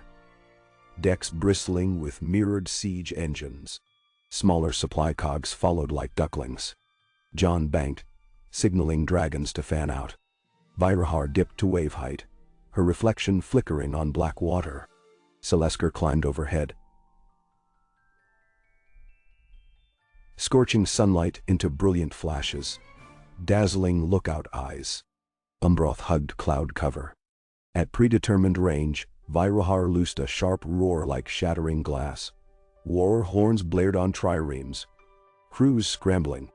Catapults swiveled. Lenses aimed. But Vyraar's breath did not come. Instead, Jon activated his harness pod. A crystal disc slid before her nostrils, fracturing escaping sparks into a narrow filament of white flame. It lanced across 50 yards and sliced clean through the first catapult's frame with surgical hiss. Oak limbs sagged, red-hot edges curling. The deck remained unscathed beyond scorching arcs. Umbroth stooped next, his filament sheared rigging lines of a second trireme, sails collapsing like gutted lungs. Seismic harried the rear, melting ballista winches into puddles of silver. Braavosi gunners fired anyway, obsidian bolts trailing alchemical flare. Yet lacking guiding mirrors, their shots veered wide or sizzled harmlessly along scaled hides. One bolt nicked Umbroth's flank, drawing a spray of golden sparks rather than blood. The dragon snarled, shook it off. Jon guided Vyraar to hover just above command deck of the flagship Mercy's Pride.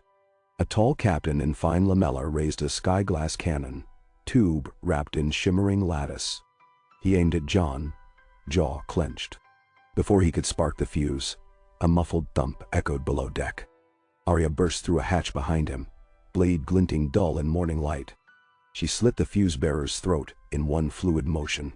The captain spun, eyes wide. The last thing he saw was Brienne's mailed fist crushing his nose as she vaulted over rail with a cadre of marines. Chaos erupted. Slingers flung pots, marines parried, but dragons overhead made courage falter fast. Jon landed Vyraar on prow timbers, still wet with dew. He dismounted, long claw gleaming. "Lay down arms," he shouted. "You came to parley with catapults. Now parley with tongues before lungs char." One by one, sailors knelt, tossing curved knives onto planks. Arya kicked the skyglass cannon aside. It clattered, rolling into Jon's reach. He examined the device, complex lenses fused in gold clamps, faintly humming. Quiet dread tinged wonder at what might have spewed from its maw. Brienne herded prisoners toward dawn-bright quarterdecks. Dragons continued precision strikes on remaining vessels, melting catapult arms into drooping slag, slicing masts but sparing hulls. Smoke curled but never erupted into conflagration. By high sun, every siege engine sagged useless. Every Braavosi banner fluttered in haggard surrender. No sailor died beyond those resisting blade or arrow. Most injuries were burns from heated rails or splinter cuts. Davos' surgical ship moved among crippled triremes, hauling wounded aboard, dousing embers. Deck after deck surrendered crates of skyglass lenses, now warped by dragon filaments, until cracked, beyond salvage. Jon oversaw inventory, enough to arm a dozen more fleets if unchecked. He convened surviving captains on Mercy's Pride's forecastle. Tyrion translated as Jon spoke. "You sail under New Sea Lord's banner yet bear Sedana's treachery. Westeros shall not tolerate one more attempt to weaponize dragons or dragon-forged stone. We return you to Braavos with your ships crippled, but your lives intact. Evidence of our mercy. Tell your Sea Lord, come as traders, guests, scholars, never again as thieves aflame. Should he refuse, the next wings cast no mercy." Them, the captains, pale and shaking, swore to carry the message. Jon signaled dragons skyward. Vyraar loosed a roar half triumph, half warning, echoed by Umbroth and Seismic. Waves heaved. Sails hung ragged. Broken catapults steamed. Davos cut prisoners free of their shackles, handing them oars. Arya stood at prow, wind whipping hair, expression unreadable. On shore, fisherfolk watched, jaws slack as 3 dragons escorted limp triremes east toward sunrise, like shepherds hounding sheep. Witness rumors would spread faster than ravens. Within a moon's turn, Braavos offered unconditional reparations, ceding half of its stepstone's garrison to Sunspear control, abolishing levy on Westerosi grain, and ratifying a clause forbidding any transport of dragon materials without wingfold license. Sea Lord Callar even dispatched the Titan's master engineer to help reinforce Dragonstone's vents. Symbolic submission of stone to flame. Archmaester Ebros announced a conclave edict. Dragon glass may be studied only within wingfold laboratories under Westerosi oversight. Pentoshi diplomats, reading winds, pivoted to propose joint merchant ventures. Lays signed neutrality pacts.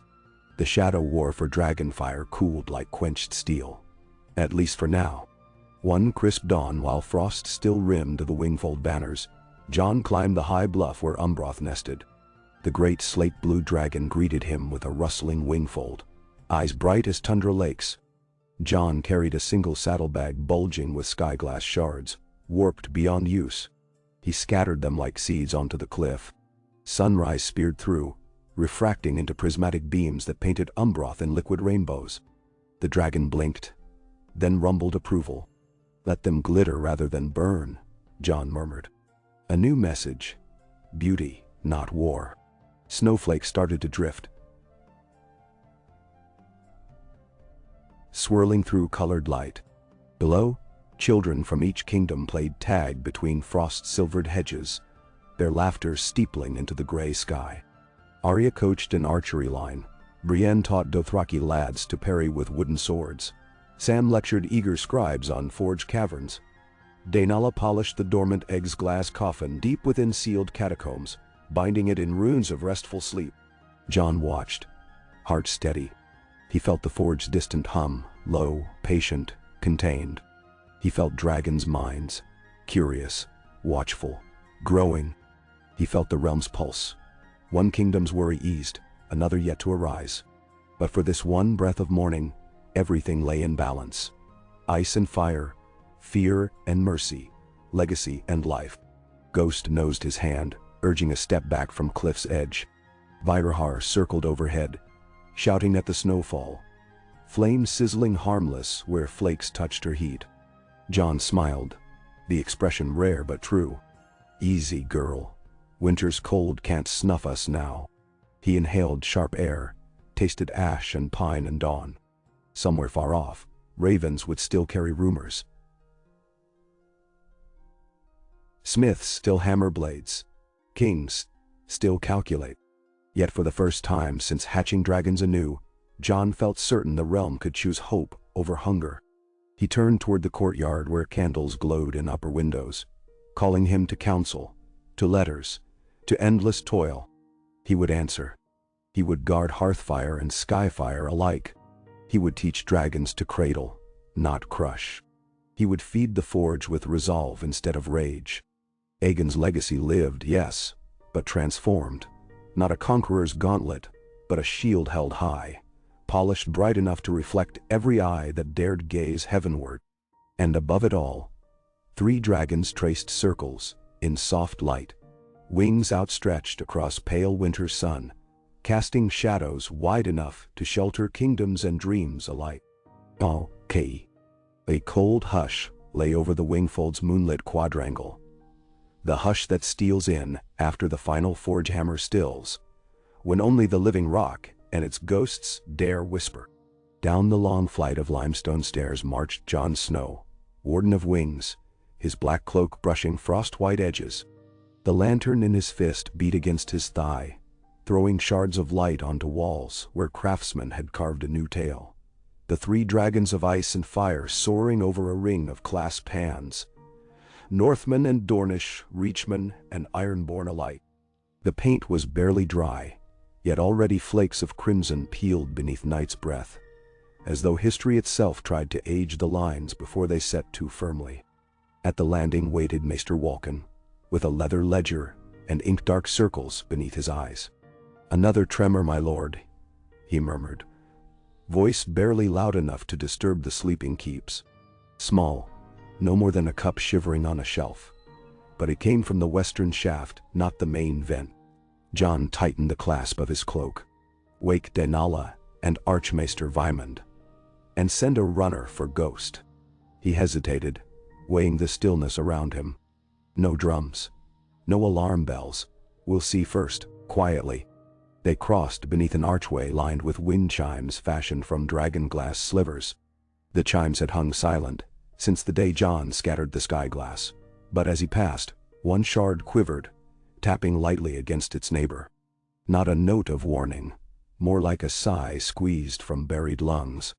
The vaulted gallery ahead descended deep into stone, lit every dozen steps by spheres of alchemical glow oil that glimmered pale blue. Denala arrived from a side passage, silver gold hair bound in a thin rope, crimson maester link winking at her throat. She carried a polished black cylinder no thicker than her wrist. "Seismograph," she explained. "If the tremor repeats, we'll have a graph line to match against the forge heartbeat." The flight ended at a door of black ironwood, banded with rivets so old they had fossilized to rock. 3 rangers braced spears outside. Their helms bore fresh wolf dragon crests, yet the greenish tinge across their cheek guards marked lingering nerves. Jon unlatched the bolt, felt a puff of sulfur tingle his nostrils, then descended once more, stone underfoot turning from worked block to rough-cut basalt riddled with glittering veins. The western shaft was a corridor left unfinished by Aegon's craftsmen, abandoned when the first forge cooled. Moisture beaded overhead, puddles squelched beneath boots. At length they reached a fissure barely wide enough for a man to sidle through. Fresh steam curled from the gap, warm and metallic. Denala crouched, pressed the cylinder into a crevice. A thin stylus scratched a paper drum inside, tracing a heartbeat line no thicker than spider thread. She waited, counted the breaths. 1, 2. The stylus leapt. A single, sharp spike. Then, stillness. "Minor," she said, exhaling. "But the heat behind it is new." She lit a taper and passed it through the crack. White flame flashed green, then blue. Copper vapors, she judged, oxidizing where none should be. Jon tested the stone. It radiated a faint warmth, as though far beneath an ember stirred. "The Braavosi glass is gone," he said, voice husky. "Yet something else wakes." Walken shuffled pages. "Forgive the gloom, but Aegon's own annals claimed 3 forges, my lord. We've tamed 2, the main crucible and the vent to sea.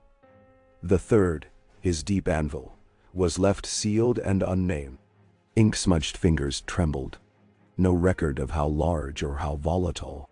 Jon let the lantern's glow play across the basalt, thinking of winter stars gleaming on Vyraar's scales, of the hush between tides in the sea tunnel, of a sleeping world that had begun to stretch its limbs. "Seal this fissure," he decided. "Pack it with dragon glass mortar and quicklime paste. Post 3 wardens here night and day. If the heat returns, I fly down vent and open shale faces to the sea again.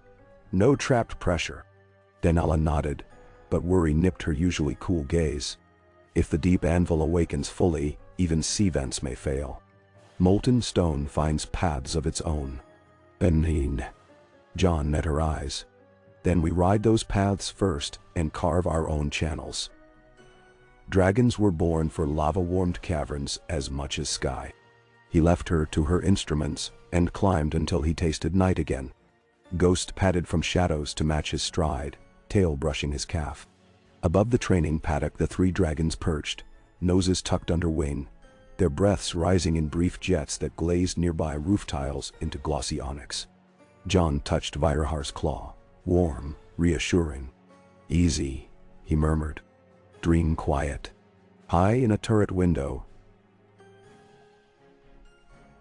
Sansa's candle still burned. She had taken to reading old ledgers late, waiting for ravens that might never come. He would talk to her at dawn, tell her tremors were small, that the realm's children still slept safe. He would tell her even if he did not fully believe it. At first light, the wingfold bustled. Snow-dusted pines slanted gold in sunrise, bells rang for the cooks to ladle porridge, and along the new causeway came a column of riders bearing the Sunflower and Lion of House Florent. Their young lord, Anders Florent, nephew of the disgraced traitor burned by Stannis long ago, sought amends by swearing troops to the Warden of Wings. He bowed low, offered a spear of Valyrian steel relic as token. Jon accepted politely, placing the spear in the Hall of Oaths beside a Dornish moonstone and an ironborn harpoon torn from Umbroth's hide. Still, petty quarrels nipped at the wingfold skirts. Rivermen muttered that Reachmen hoarded grain inside granaries. Dornish spearmen bickered with Northmen over patrol routes. Maesters argued over whether the dragon's waste made soil too acidic for barley. Jon spent hours smoothing feathers. Some days he feared he had forged not peace, but a coalition of grudges bound by fire glue that might melt in the next quarrel. Mid-morning, Arya stormed into the council room. Her hair wind-whipped, eyes bright as knife steel. Scouts from the neck found a corpse half buried in peat. She declared, skin gray with frostbite, though it's nothing but rain down there. Blue crystals in his eyes, like the whites we knew.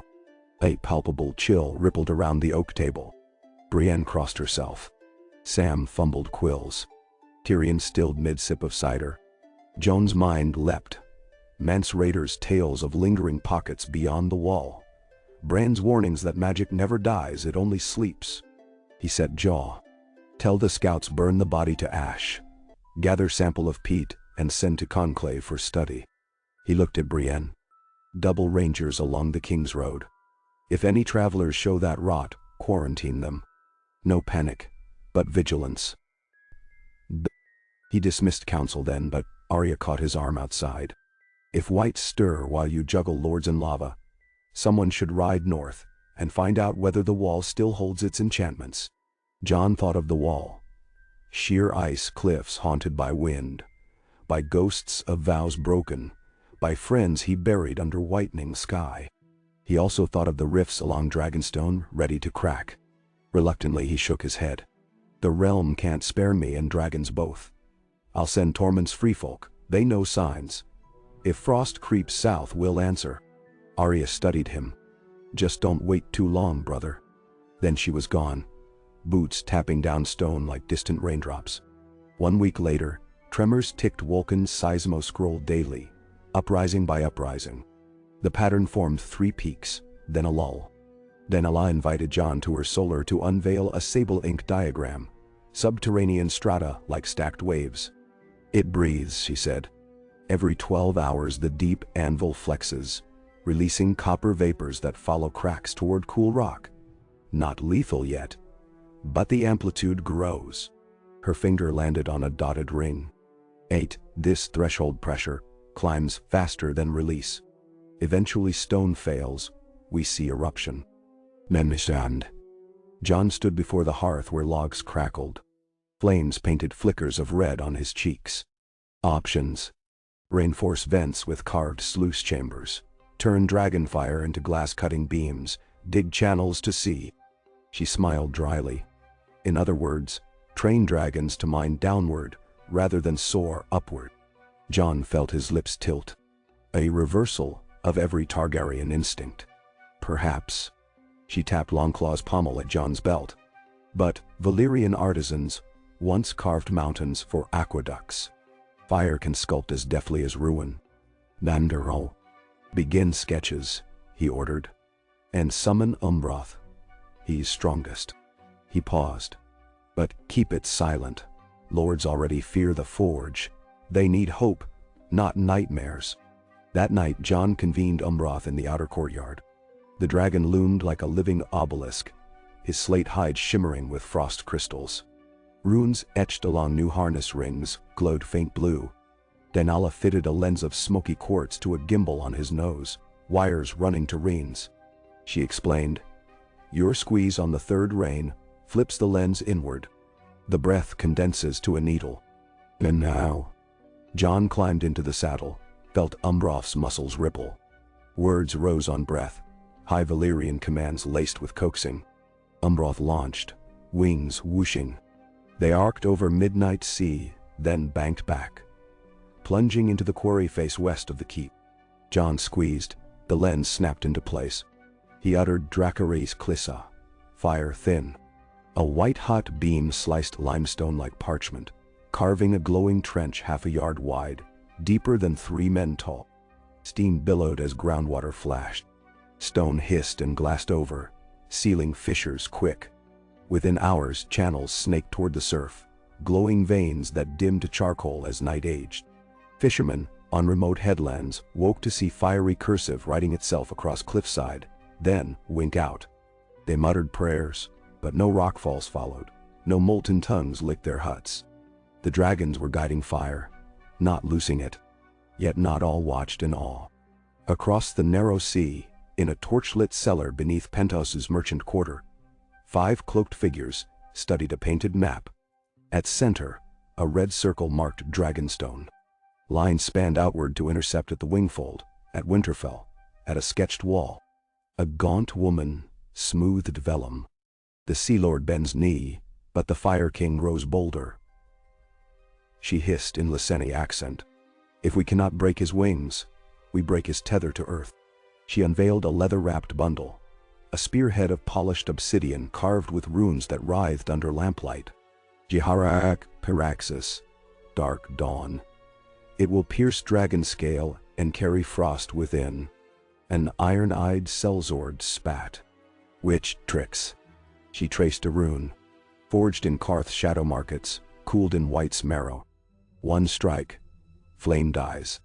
Nedini. They plotted a team of 3. Assassin, alchemist, warlock's apprentice. Gold changed hands, oaths sworn. In a fortnight, a small cog named Quiet Gull slipped from Pentos docks, holds packed with fruit and clay amphorae hiding strange runic weapons. Back in Westeros, the wingfold finished its sluice network. 2 weeks of dragon mining had lowered anvil pressure. Tremors settled to faint shivers. Jon allowed himself respite.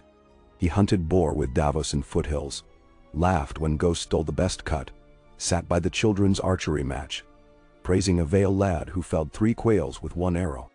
For the first time in moons, he slept the whole night. But respite births complacency. And complacency can crack sharper than any quake. The Quiet Gull docked at Blackwater Rush masquerading as a Myrish fruit trader. Its captain smiled at tariffs and bribed harbormaster to overlook sealed amphorae containing rare fig wine. Under cover of night, 3 passengers slipped into back streets. A hulking Braavosi duelist named Corvax, the Lyseni witch Ashera in serpent-green robes, and a pale teenage boy with violet eyes, silent as empty crypts. They bribed urchins, gathered timetables, learned dragon flight patterns. Umbroth patrolled coast dawn, Selisker soared midday, Vyraar roosted afternoons atop the wingfold's east spire, alone, while Jon heard petitions in the citadel. Their plan: slip into the keep as vintners delivering casks for Sansa's autumn feast, ascend service stairs, spear Vyraar while she slept, then escape through postern gate to river skiffs. Simple on parchment. Reality seldom obeys ink. Feast day dawned crisp. Hundreds gathered in Wingfold's bailey, farmers, lords, children with sweet-spiced bread. Jon, clad in charcoal leather stitched with red thread, welcomed minstrels from White Harbor, allowed jugglers to perform before the dragons. Vyraar watched, tail twitching at flying torches, but Jon calmed her with a hum. In mid-afternoon he retired to the dais where Lords Glover and Martell debated tariffs. Laughter and lute chords drifted from courtyard. Ashera and Corvax, disguised as servants, hauled a cask upside stairs. The violet-eyed boy carried a satchel of glimmering symbols. They passed kitchen maids, offered Myrish raisins, charmed them. At the narrow landing beneath the spire, they found Vyraar curled, eyes half closed. Heat radiated across slate tiles. Ashera produced the Dark Dawn spear, runes pulsing blue. Strike the wing joint, she whispered. Frost was spread to heart before roar. Corvax hefted the spear. The boy sprinkled silver dust across tip. Fate tends to favor watchful hearts. A young squire of House Manderley, Elena, age 13, had stolen away from feast to sketch dragons from high vantage. She stepped through an arch just as Corvax raised the weapon. Her gasp echoed. Vyraar's head snapped up, pupils slitting. Corvax hurled the spear. The dragon reared. The spear grazed scales, slicing shallow but failing to embed. Ashera cursed, flinging a glass globe. It shattered in steam swirl, exhaling gray fog that burned nostrils. Elena shrieked. Below, Ghost's ears pricked. Jon paused mid-sentence. Lute strings faltered as a monstrous bellow tore across air. In a heartbeat, Jon vaulted railing, sprinted for spire stair. Ghost beside him. Arya reacted as swiftly, blades flashing. They climbed 2 flights in heartbeats. Smoke curled from corridor. Frost-coated stones where gray mist touched. Jon burst through arch to see Vyraar thrashing, smashing stone. Corvax lunged with second spear, but Ghost intercepted, jaws sinking into calf. Man roared, swung butt to bash wolf. Jon tackled him. They rolled. Spear clanged away, skittered near Elena, who kicked it downstairs. Ashera chanted, palms glowing blue. But Arya hurled a dagger from doorway. It thudded into Witch's collarbone. She staggered, incantation faltering, blue fire sputtering. The violet-eyed boy produced a curved knife of mirror glass. Slashed at Arya. She parried with steel, sparks, blue-silver. Jon pinned Corvax, head-butted, then felt the man's gauntlet strike his temple. Stars burst. He tried to rise, too slow. Corvax wrenched free, seized a broken spear shaft, aimed at Jon's throat. Suddenly, steel rang. Elena, trembling but fierce, had snatched a fallen guard's dirk and jammed it into Corvax's shoulder. He howled. Ghost lunged, finishing him. Arya dodged the boy's blade, countered with pommel strike to temple. He crumpled, eyes rolling. The wounded witch crawled toward Vyraar, muttering. Jon sightsed Dark Dawn spear, drove it through her chest. The frost runes flashed, then guttered. She died with a shudder that cracked stone around her.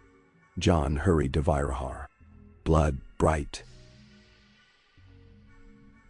steaming, oozed from shallow wing cut, but the frost enchantment hadn't taken root. He inspected scale. Wound sealed already. Relief buckled his knees. Moments later, Brienne and Daenala arrived with guards. Smoke dispersed. Torchlight revealed chaos. Cracked flagstones, corpses, Elena clutching dirk, cheeks tear-streaked but voice steady as she recounted what she saw. Jon placed a hand atop her trembling one. You saved many lives. The attacker's satchel held scrolls detailing deep anvil schematics, vent timings, rider rosters, proof of foreign espionage. One scroll bore the sigil of Pentos's Prince of Pentoshi Francho, Salarix. Another bore the mark of Korth's 13. No longer solely Braavosi. Jon's stomach nodded. The realm's enemies multiplied like heads of the Hydra, and the Hydra had tasted blood. That night, over the bodies of fallen, Jon convened a war council. The hall's torches made grim shadows across maps. No more small tempests, he said. We face storm host of factions, each seeking dragons or their death. A shield is not enough. We must forge alliances stronger than fear. Then, Sansa proposed envoy convoys. Send Dornish wine, reach grain, and northern furs to every free city consecutively, escorted by dragons but with holds open for inspection. Proof of peace. Tyrion suggested a festival at the Wingfold, inviting bards, scholars, spice merchants, letting them witness dragons healing farmland, forging glass canals. Turn wings into wonders, he argued. Make desire shift from weapon to partnership. Arya snorted. They'll still plot knives behind harps, yet she conceded illusions had merit. Jon added a blade to velvet. We also train new riders, diverse, chosen from every land. If Braavos or Pentos sees one of their own steering a dragon, jealousy might give way to pride. Brienne nodded. An order of wardens bound by oath, not blood. Sam suggested name. Scales worn. They drafted criteria: courage, empathy toward beasts, humility. Applicants would first ride wyvern gliders designed by Maester Denala to test air sense. Few would pass. But those who did would bond with future hatchlings, when, not if, the deep anvil birthed new eggs. For now, only 3 dragons soared, but already Denala reported Vyraar's scales flushing iridescent along flanks, sign of approaching maturity when females seek nesting ground. Wingfold cliffs could cradle eggs someday, unless swallowed all. Thus parallel missions spread: wyvern glider workshops, diplomatic caravans, spy hunters scouring ports, masons reinforcing vent shafts, free folk scouts patrolling far north, maesters brewing flame quench salves in case frost spears struck again, bards composing songs of Elena, the brave to quell fear. Winter equinox approached. Frost-carved lace on every lintel. Pine boughs sagged with snow. Jon slept less. Soared pre-dawn with Selesker over starlit moors, scanning roads glinting under moon. On one such flight he saw a glow on the western horizon. Not dawn, but orange pulses like heartbeat. He guided Selesker close. Found a hamlet ablaze. Houses engulfed. On the road shapes fled. Ragged men wielding torches and mirror shields. Jon dove deep. Selesker roared. The raiders scattered. They bore no sigils and spoke no Westerosi tongue. When rangers arrived, survivors babbled in low Valyrian. They were sell sales from Volantis, promised gold for each bale of dragon glass stolen and each Westerosi hearth set alight. The mastermind, they said, was a masked iron mask from the east who promised a kingdom where no dragon soared. Jon sent them to Winterfell dungeons, but message rang clear. Far-flung lords were financing chaos, hoping Western resolve would fracture under harassment. Sansa unfolded a new plan. Unify local militias under warden banners, each village trained by scales-worn candidates in shield walls and fire drills. Children would learn evacuation routes. Smiths would craft water wagons to roll at first spark. It was not glamorous, but resilience seldom is. On the eve of the new year, Jon stood atop the half-finished beacon tower, watching the last sunset of the old cycle. The deep anvil's beat hummed faint through souls, pressure steady, not rising. Snowflakes drifted on still air. Vyraar perched opposite on a cantilever, her scales flicking ember where sunset kissed. Jon felt her mind press against his. Images of a cavern lined with crystals, eggs the size of hounds, warmth such that no winter could chill. She was dreaming forward, seeking a nest none yet built. "You want safety," he whispered. "I'll carve it." Behind him, Denala approached with a scroll. "The Conclave accepted our apprenticeship charter," she said. "First applicants arrive spring. Braavosi healer, Dornish sandsteed rider, even a Qartheen glassblower." She unrolled parchment bearing names and seals. Jon scanned. One stood out. Elena Manderly, age 13. Sponsor: Lady Willa Manderly. Reason: she loves dragons and saved one. He smiled. Denala's gaze followed his. "Courage often blooms in smallest pots," she said. Down in courtyard, lanterns flared as musicians tuned for the renewal vigil. Lords assembled, lining cloaks with new sigils. The intertwined wolf dragon shimmering silver under torch. Jon descended to join them, feeling for first time not weight but buoyancy. A sense that every threat thrown had forged them harder. Yet battles ahead would test steel anew. He reached dais where Sansa and Tyrion stood. Sansa clasped his wrist. "The realm sees hope each time dragons shield, not scorch." Tyrion lifted a goblet. "To guardian wings, and to doors open, not barred." Jon raised the goblet.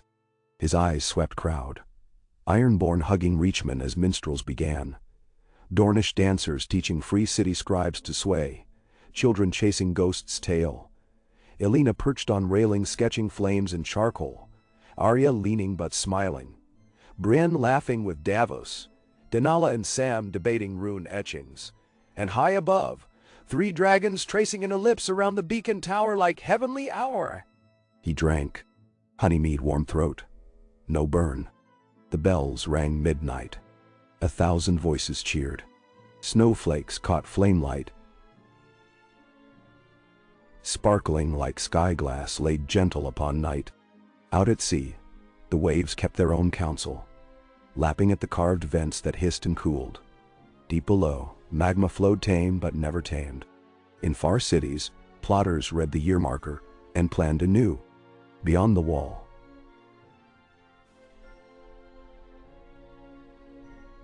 silent winds teased ragged cloaks of half-forgotten wights waiting their time. But here, for the breadth of a heartbeat, peace outshone peril. Jon tipped face to sky. Dragons roared, and Arya less of menace than proclamation. The realm endured, guided by wings forged in mercy, and tempered by unyielding will. And as their echo rolled across hills, lanterns, and hearts, it seeded a truth even the darkest plots could not uproot. Legacies, once shattered, may be reforged, brighter, broader, bolder, when shepherded by hands that remember both the sting of frost and the gift of flame.